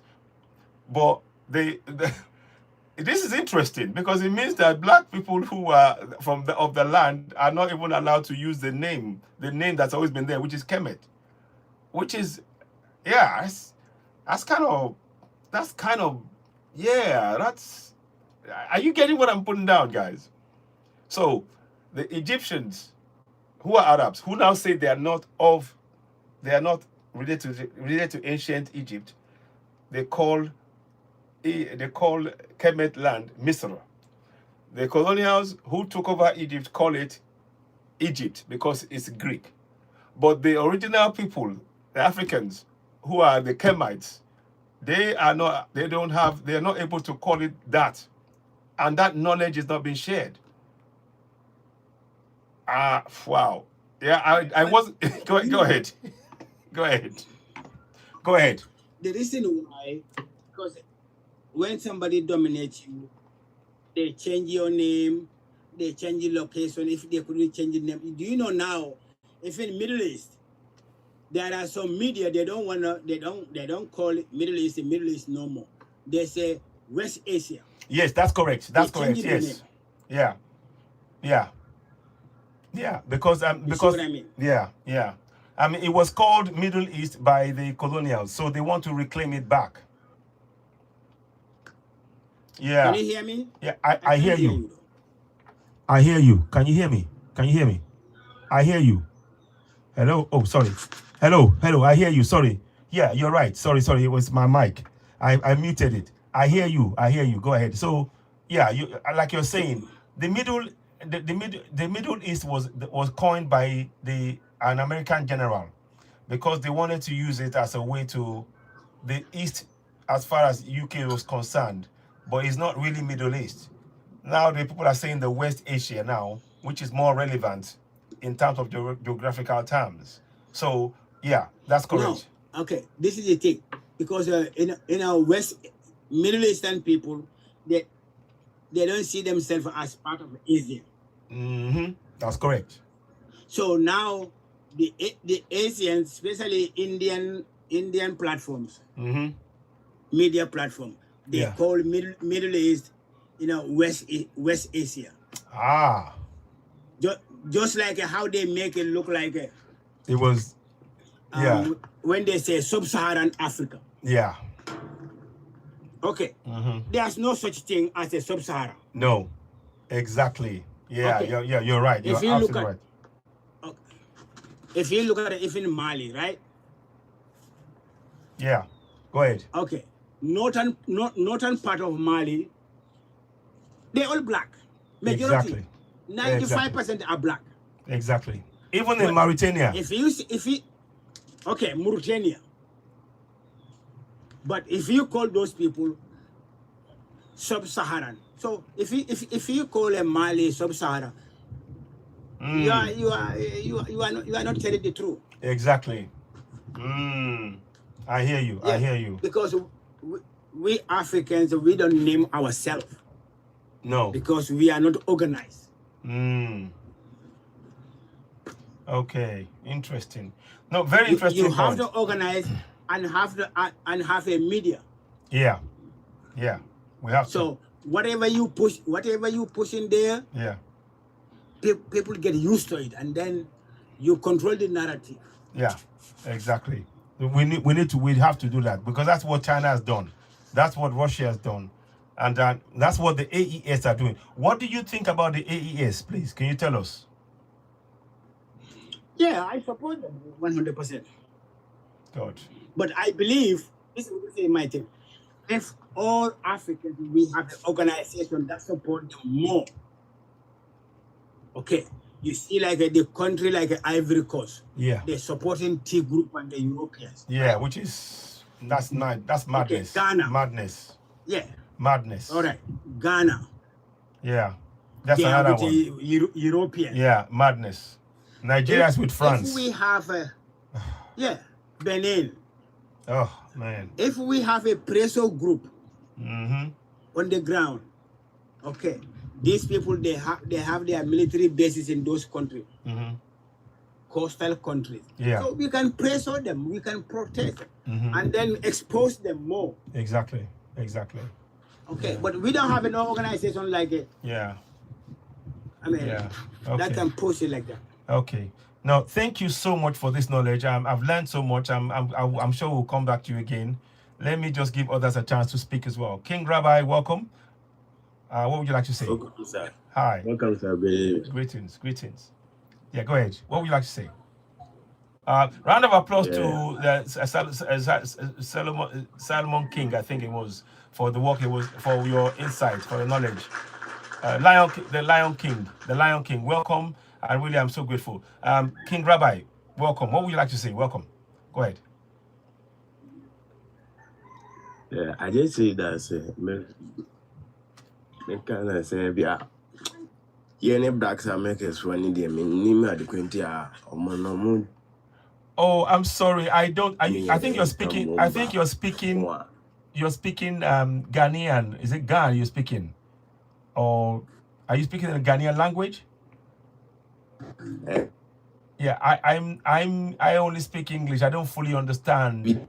You know, my white no, LED or more. Kunties no so any Korea. No more person where the Mukuno inside there. Oh, I'm sorry. I can't. I don't understand. Huh? Go ahead. Hello. Hello. Are you there? Hello.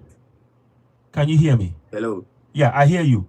Yeah, I did. Okay, can you speak English? Yeah. Because I didn't understand what you were saying there. Can you speak a bit of English? Go ahead.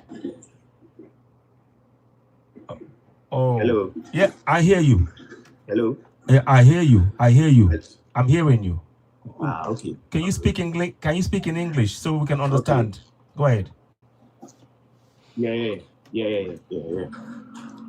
The thing I want to say that I just want to say that why the black people cannot do their own business by. You're right. We need to do our own business. We need to set ourselves up. Yeah. Okay. All right. Listen, I'm gonna. Yeah. Are you there? You're coming and going. They want to. Yeah. Go ahead. They will not go and borrow anything from the white people there. Every day they want to try to be their own business. The white people want to annihilate them. Yeah, you're right. I agree. Hello. Yeah, hello. I hear you. I hear you. You're right.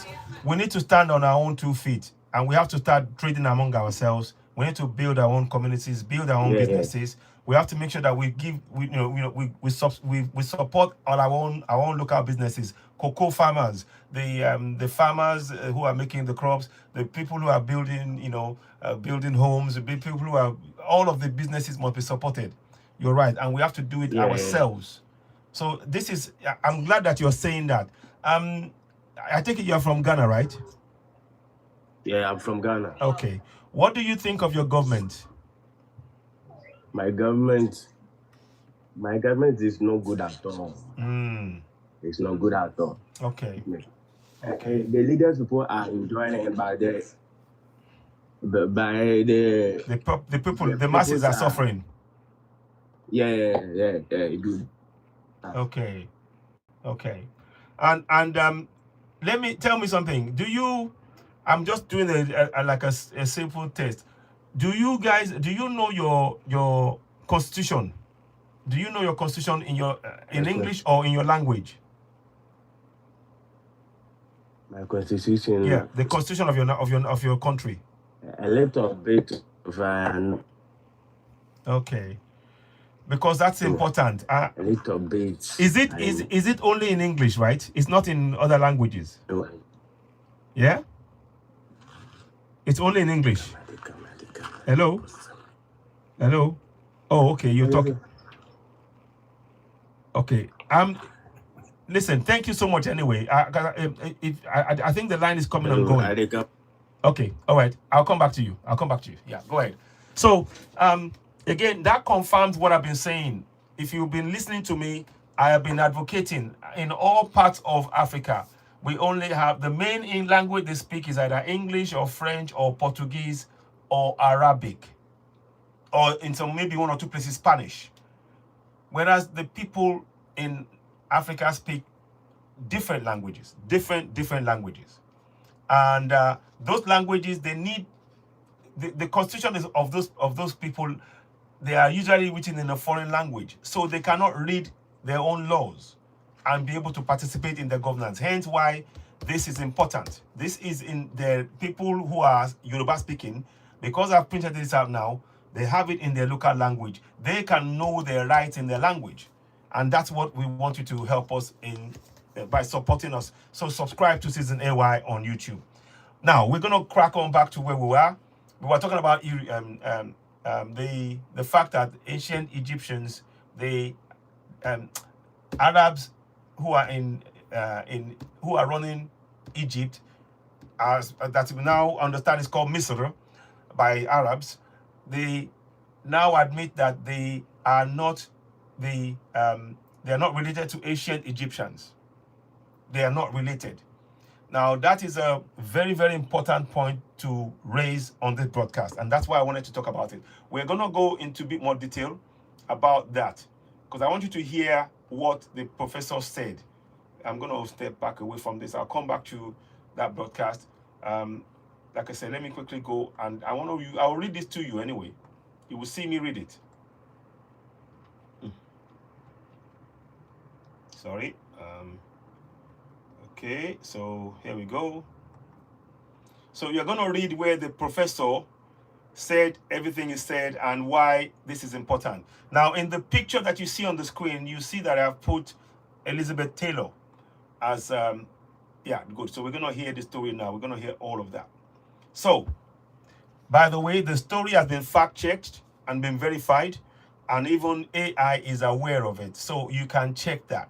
So that's one of the things I do. I do not like to just do hearsay. I go on facts.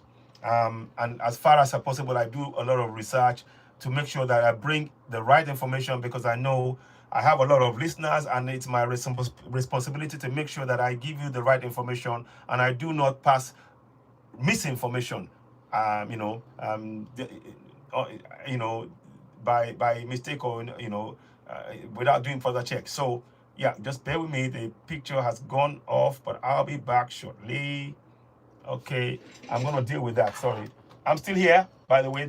I'm still here. Those of you on TikTok, I'm still here. The picture has just dropped for a minute, and I'm going to bring that back up. So I seem to be having some sort of technical issue on this, but I will get that resolved in due course. I'm hoping that will solve it. So we are working on that. So, like I said, the thing to point out is this. That report, the admission, is a very important one that we cannot ignore. It's quite a fundamental thing that we were not aware of before, and this changes a lot of things. So, what does that mean? Those of you who are on the broadcast with me, you can see that there's a Cleopatra. Let me go bring that picture up whilst I'm waiting for this. So there's Cleopatra on the picture there. Go ahead and subscribe to us on YouTube. I'm working on the camera. Sorry, so I'm fiddling a little bit. So until I get the pictures back, because it's easier when you can see my face, you can follow what I'm saying.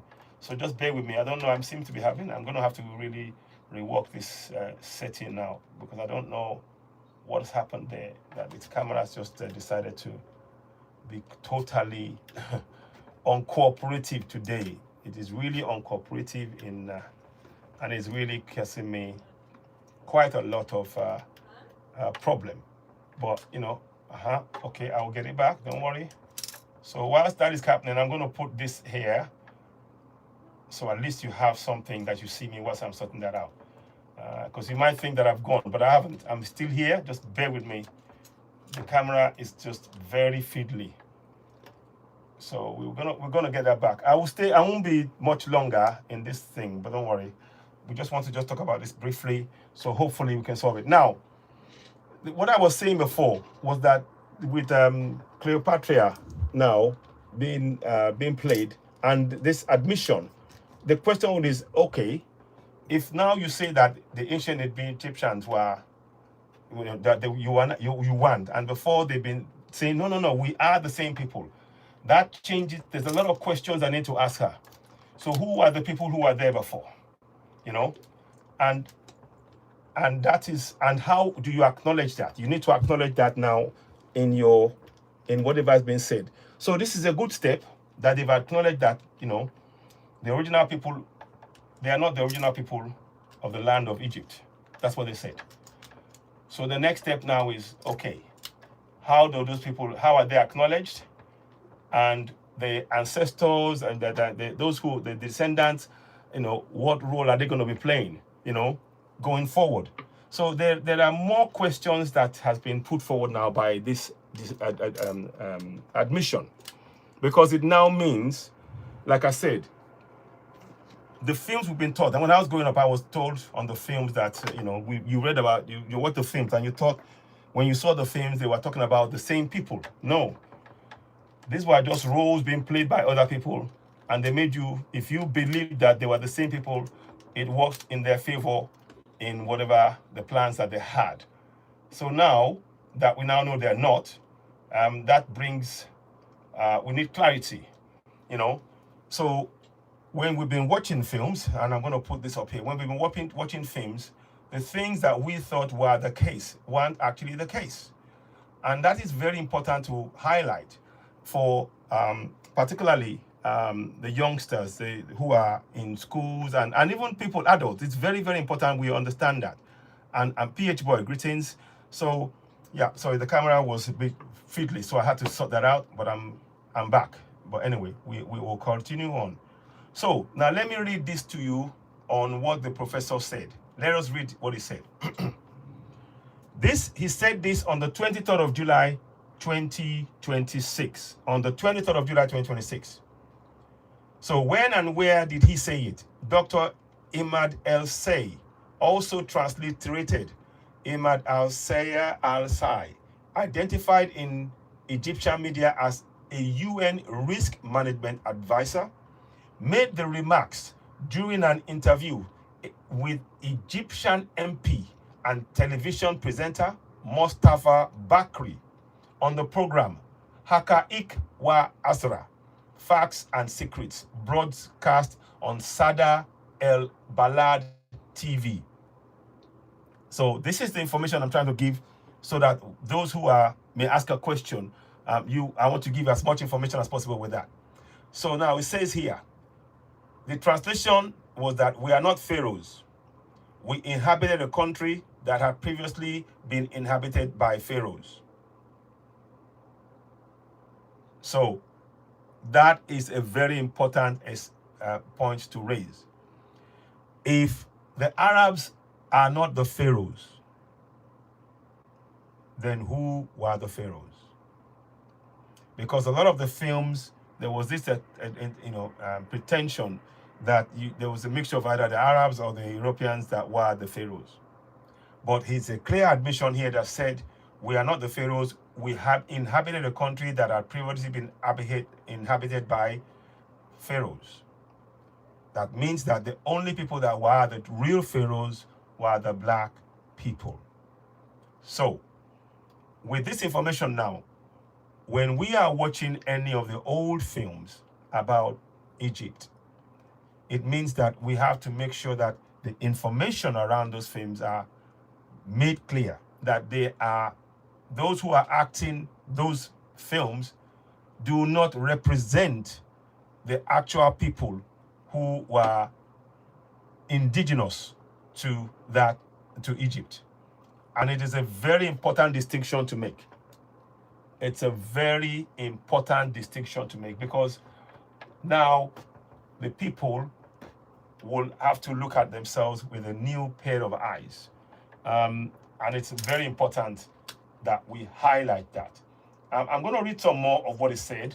And hopefully, I shouldn't be taking too much longer, but I'm just trying to sort out this camera business. I do apologize. I don't quite know why this has decided to just to start happening now, but hey, there we have it. Hey ho, we need to do what we can as far as is possible.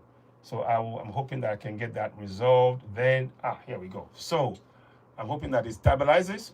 It does somewhat interrupted things, and I'm going to try and next time I'll have hoped to have resolved that. But anyway, so you see that I've put the picture of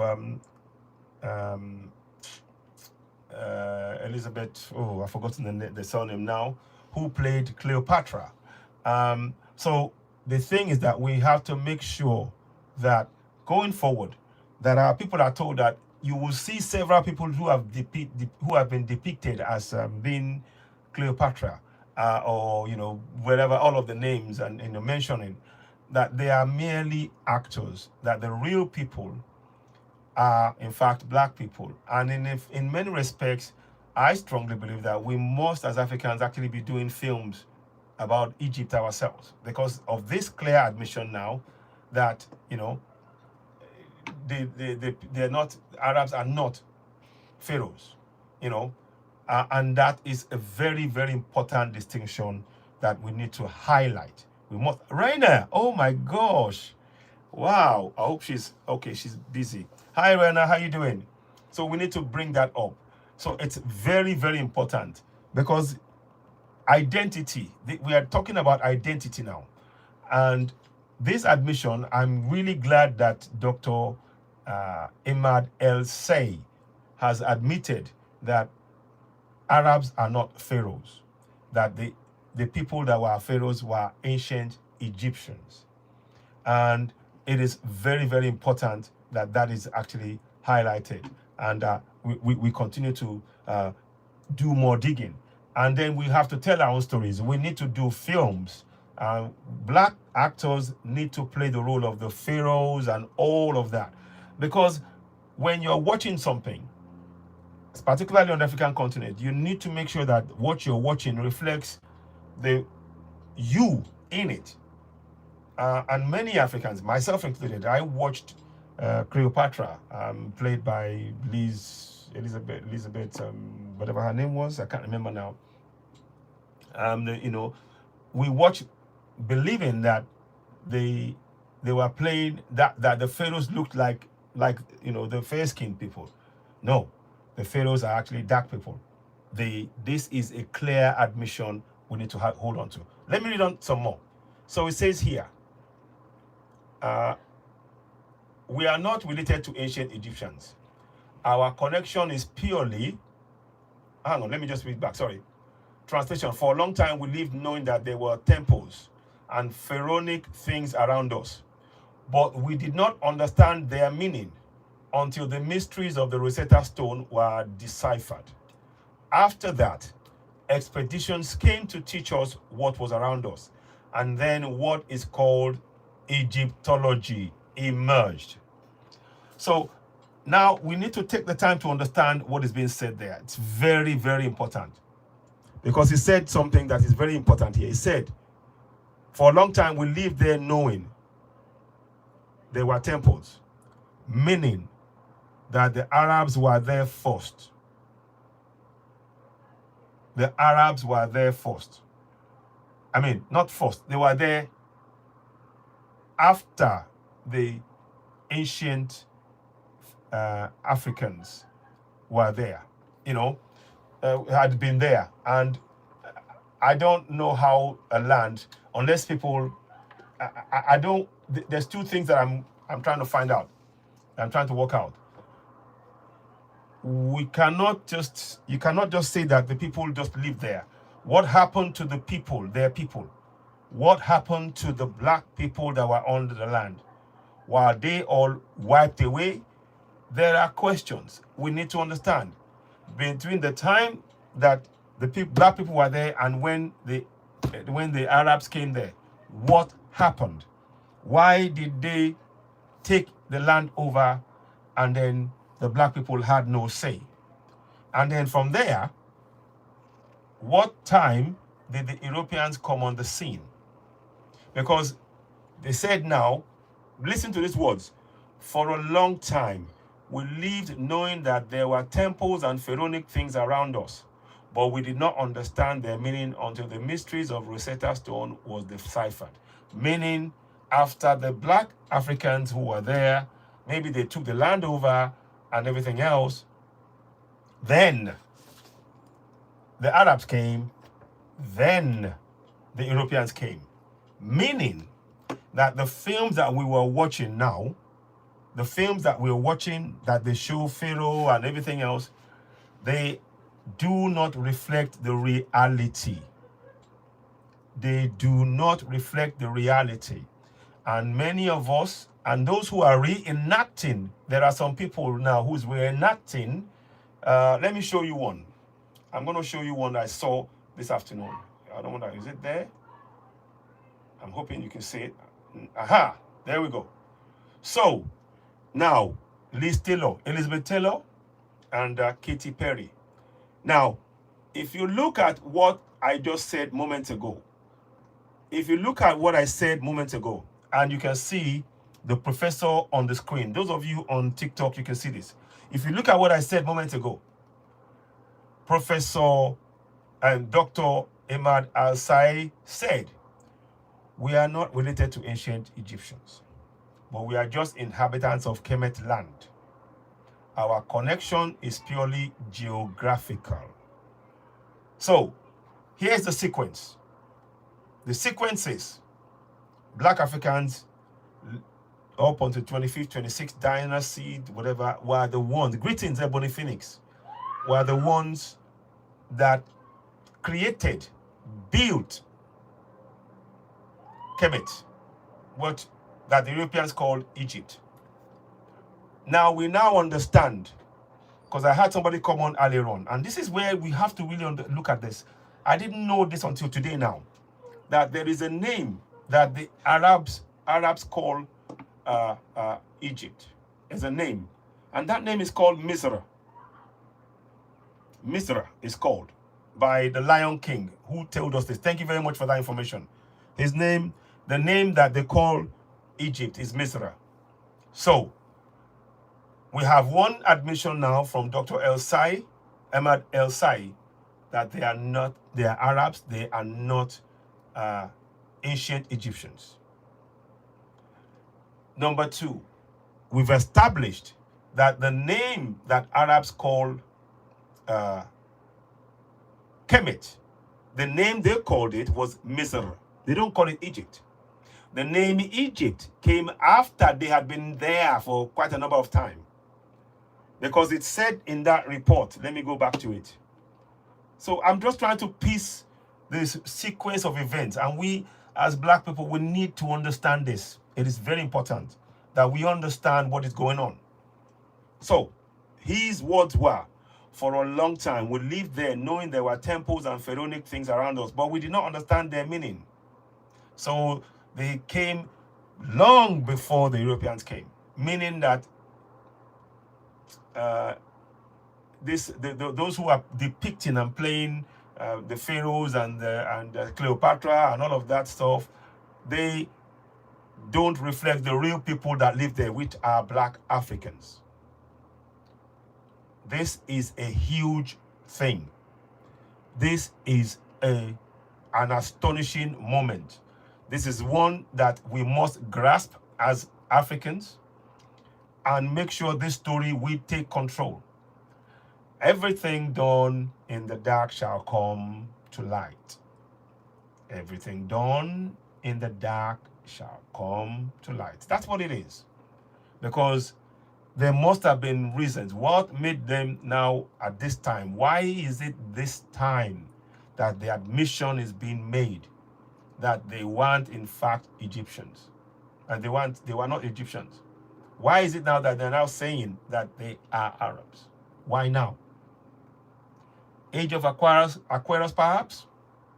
Maybe in the age of awareness, there is a shift going on spiritually on the African continent, a shift that nothing can stop. Maybe our ancestors, Mojuba o Olódùmarè, Mojuba Ìyànlálẹ̀, Mojuba o àṣẹ o, ilẹ̀ wa padà sí wa lọ́wọ́, àṣẹ.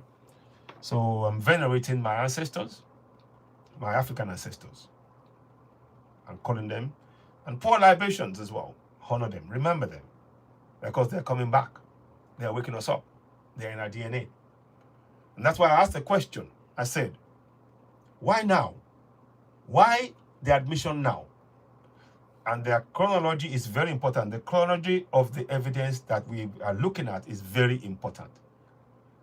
It means that the Egyptians were calling and still called Kemet, Misr,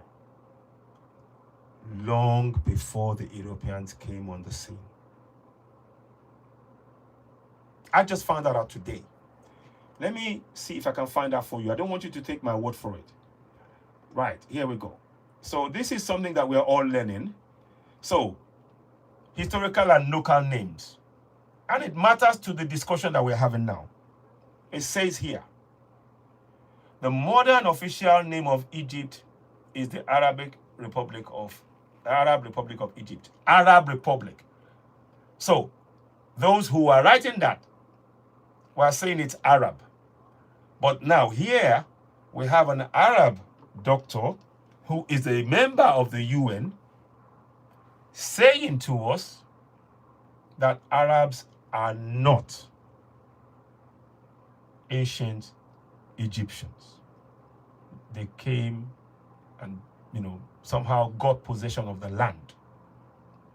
So it is very important that point is understood and its ramifications in our understanding of what to date Egypt has been portrayed to not only the entire world, but to us Africans.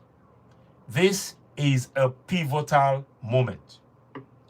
This is a very pivotal moment. One that we must make sure that many others, social media people must pay strong, serious attention to this. Serious attention.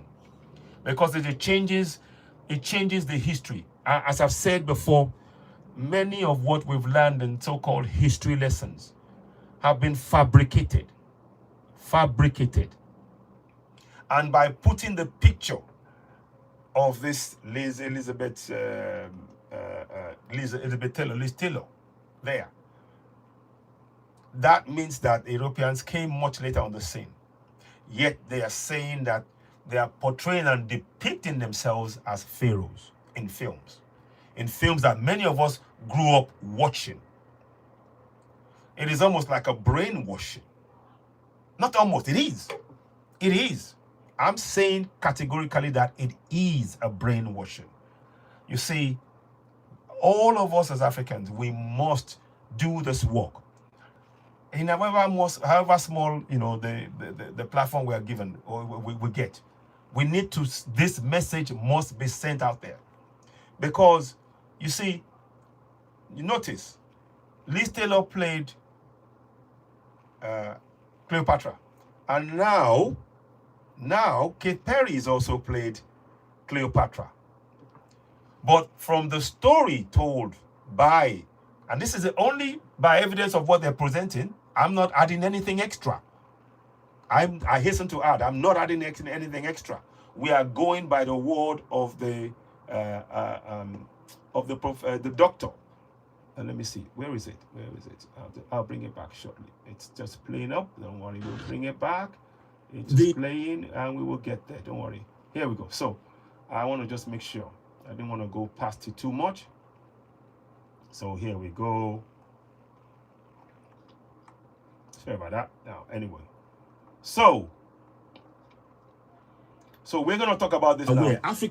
So I don't want to play that. I just want to we need to focus on this, and this is a very important point. Because if we didn't, this message was clearly, quietly brought out. And if we blinked, we would miss it.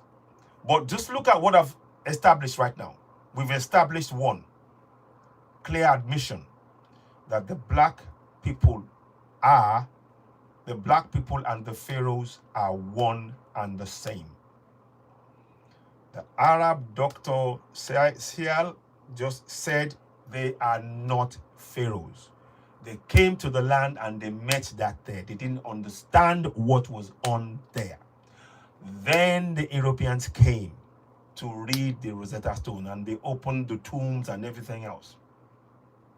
So those who opened the tombs are the ones telling us that they are the pharaohs. And the people who are the pharaohs have been kept away from the story. Now, the connection is now made back, because the likes of Sheikh Anta Diop, who has done extensive research, has been stating this, but it was ridiculed. But now we now know that the late Sheikh Anta Diop was right all along. He was right all along. Right, let's read on. So this is very important point. I'm sorry, I'm a little bit excitable just now because this is a very, I'm not quite sure some people may not fully understand the enormity of what we just discovered. And this simple message that you see on the screen, that's why I always say you do research. When I saw this, I read it in its entirety. And I thought, oh, great. Then I started thinking.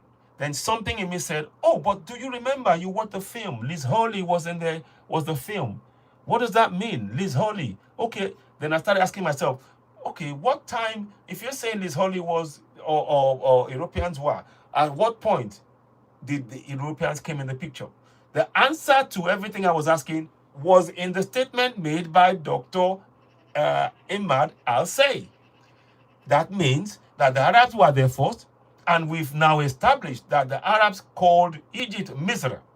They did not call it Egypt.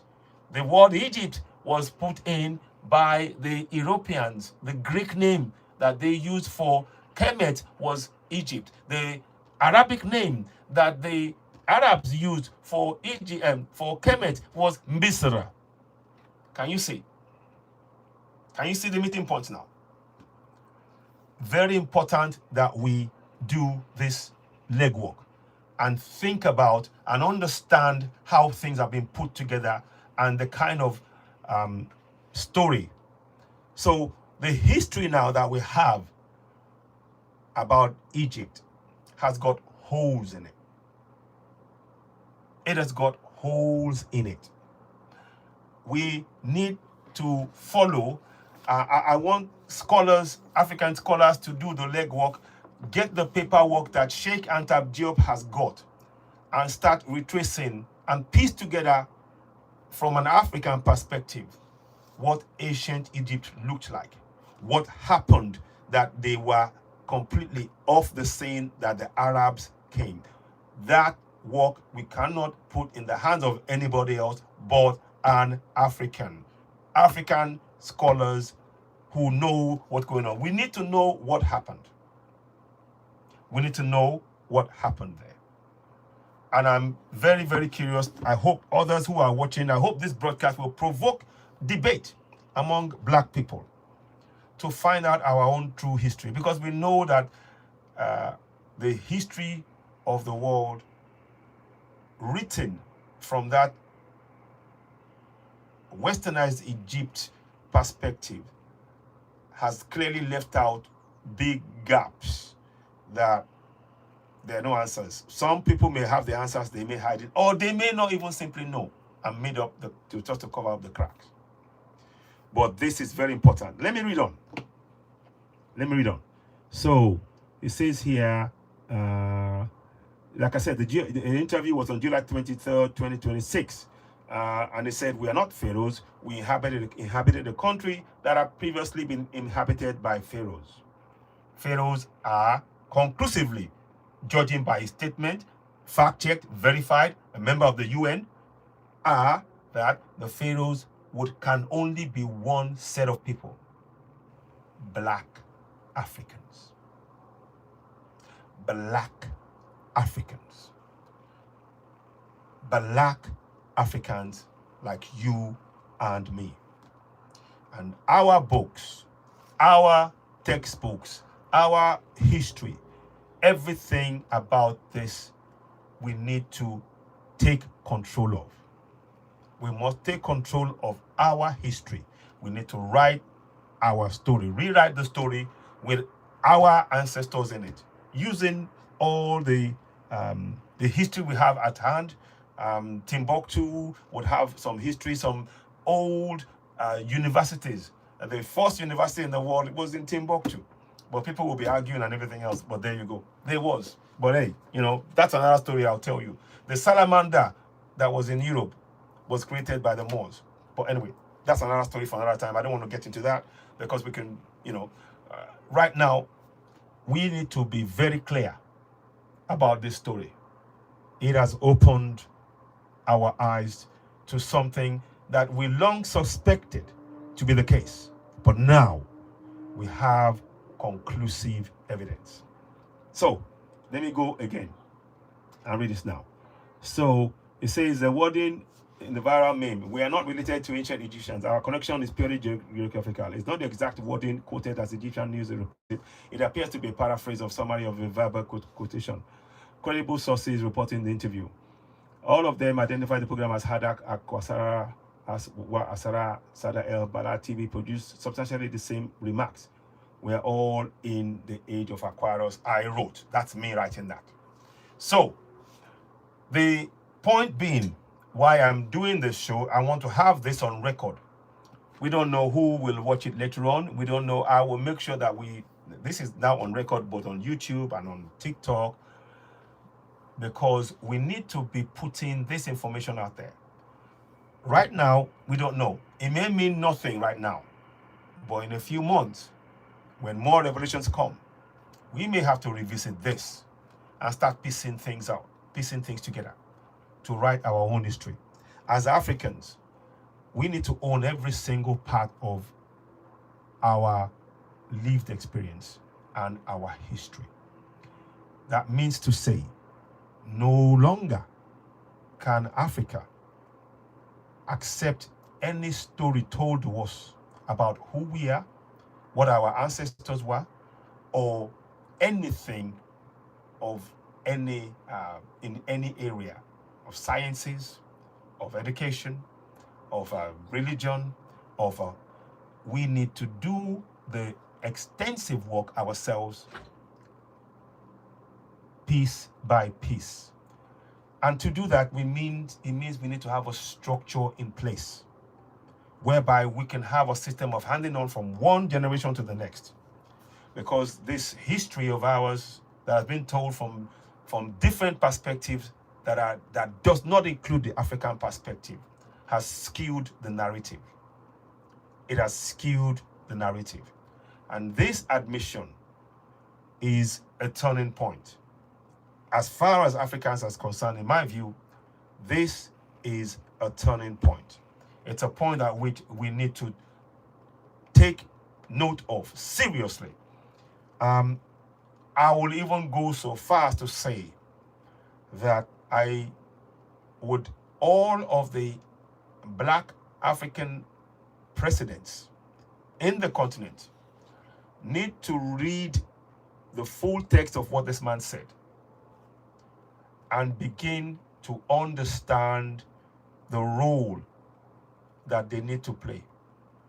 They can no longer be, They can no longer be being puppets to people that came to the continent and have caused nothing but wars, destruction, poverty in the land of plenty. You can no longer be serving those that came to occupy your land. We need real African leaders. And thankfully, we got three of them right behind me. Ibrahim Traore, Asimi Goita, General Chani. Very, very important point. Anyway, I'm glad you make it this far. What are your thoughts on what you've heard overall? I'm going to come back and I'm going to do a second part on this because I'm going to do some research. In the meantime, let me read you an excerpt from late Sheikh Anta Diop. And interesting, I opened the page and what pierced through the pages to me are these words. In some way, from the Homer to the Pericles, the Ifrite and other Greek nobles loved to trace their family trees back to the divinity. The generosity of Simon and the rival Pericles was as legendary as that of today's Africans, who cannot rid themselves of the monarchical state model. Athens, which was the largest of the Greek city-states during the classical period, had a surface area equal to that of Duchy of Luxembourg. 2,600 kilometers, town and countryside included. It had 250,000 inhabitants, and women, children, and slaves.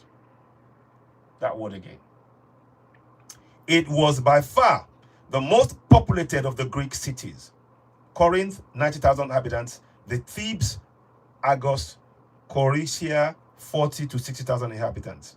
And the other cities decreased to 5,000 inhabitants, even fewer. Among the Athenian population, the number of cities was only 40,000 as opposed to 80,000 slaves, because from the 6th century BC onward, Athens showed a trend towards massive buying of slave laborers imported from the south of today's Russia. The ancient kings were military and religious chiefs in Athens. Those two functions were disassociated during the 7th century, and with the decline of royalty, were entrusted on two persons. A simple magistrate was named king of Athens. Without doubt, the sacrifice, according to custom, as it is very difficult to wipe out the past. The waging of war was entrusted to the polemach. The Eupatridae, if I'm saying it right, held the real power in the Areopagus. A tribunal composed of magistrates who held office for life were in charge of as custodians of the law. The citizens, together with the assembly of the people that elected magistrates, but this assembly could only designate the Eupatridae to the exclusion of those who came from its own body.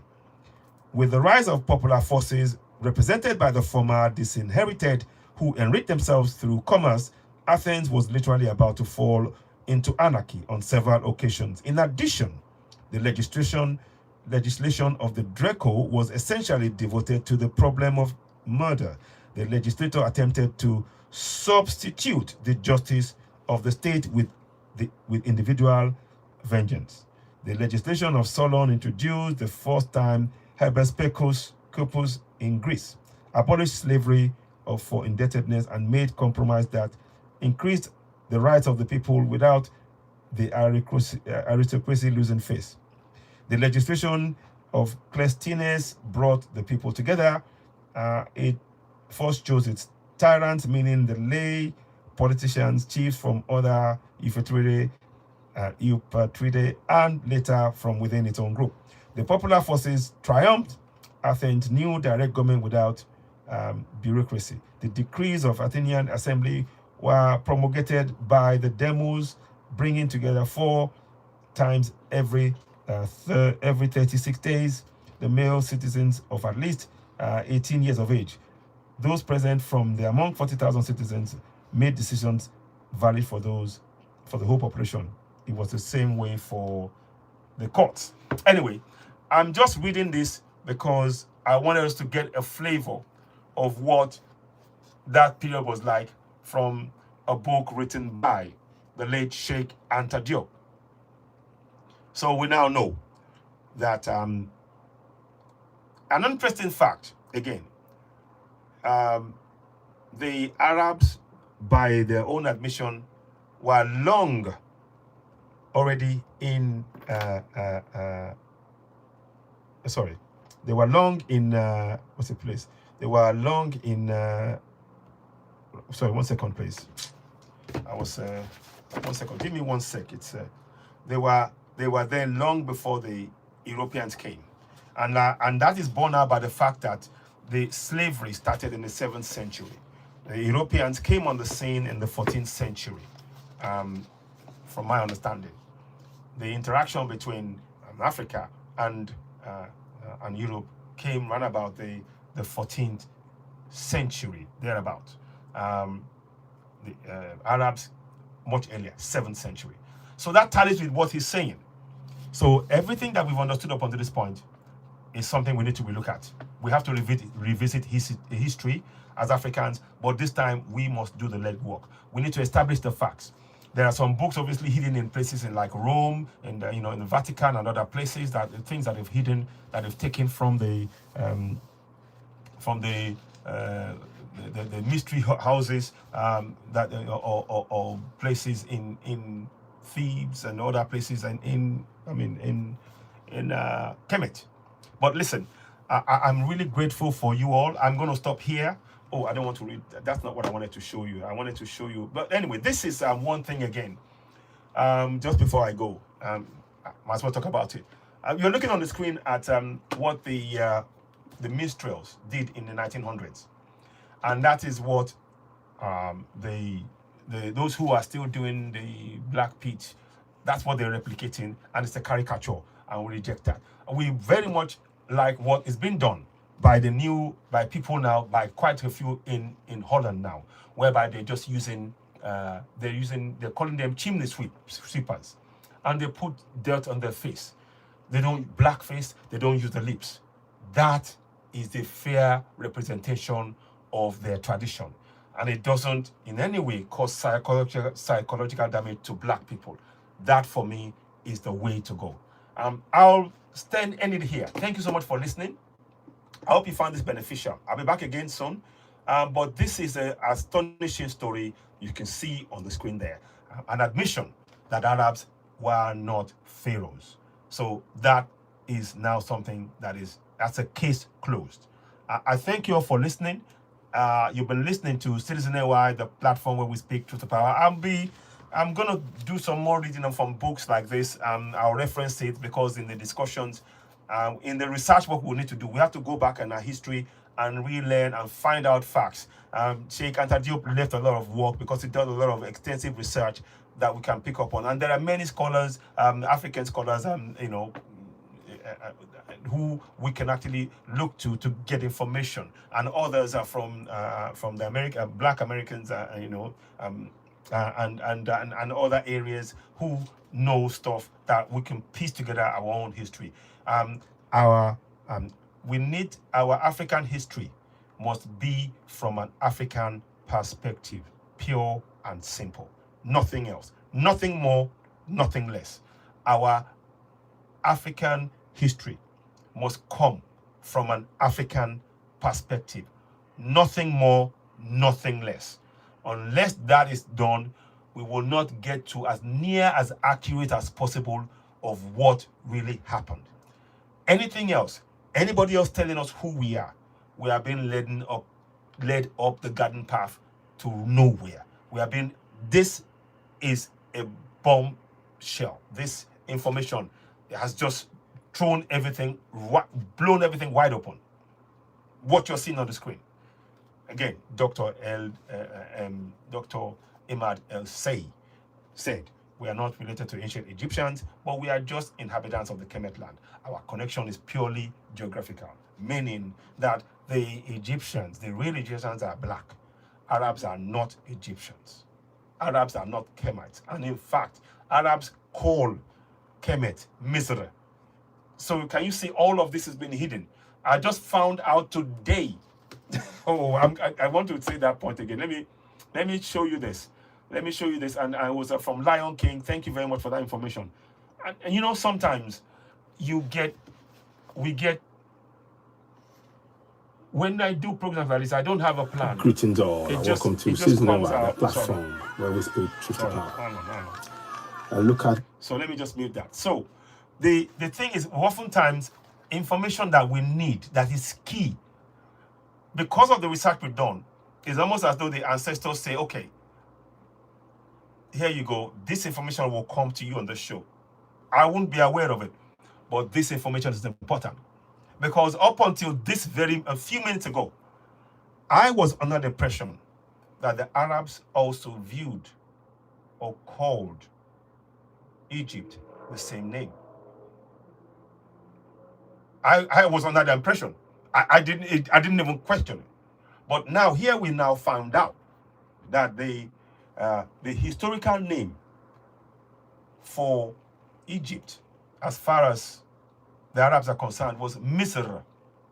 And they still call it that name till today.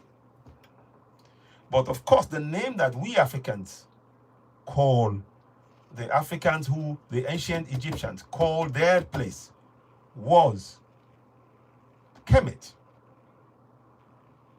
So we have two different names. The Europeans came, they changed the name of Kemet to Egypt. And long before they even came on the scene, and until now, they still call the same name. They call Kemet Misri. Despite admitting that that land was inhabited by black people. I'll leave that with you. There's going to be a second part of this discussion. Thank you for listening. Thank you for watching. You've been listening to Citizen AY, the platform where we speak truth about. Please do me a favor. Go and subscribe to Citizen AY on YouTube. Help us grow the platform. We really do need your support. I'll be back later on. Thank you. And for now, bye for now. Thank you to those my guests who came and who spoke on the panel, and those of you that left comments on YouTube. Thank you to Mary, Greystar, Lion the Great, Patrick Garcia, and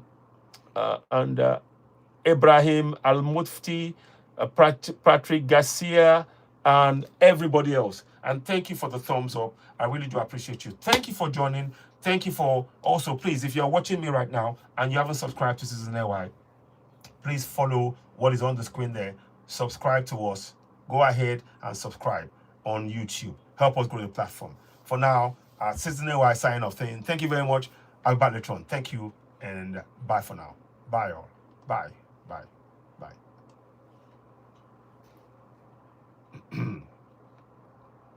Okay. Now, I want to thank you. Special thank you to everybody on YouTube. Today, we got quite a number of likes, and we would like that to continue. Thank you for your contributions. Thank you for your comments. Thank you for everything you've said. Please don't forget, if you haven't subscribed to us and you're watching us for the first time, please subscribe to Citizen AY. Give us a thumbs up. Hit the notification button. Give us thumbs up and leave a comment, and of course we welcome super chats, and then we can then do this again very soon.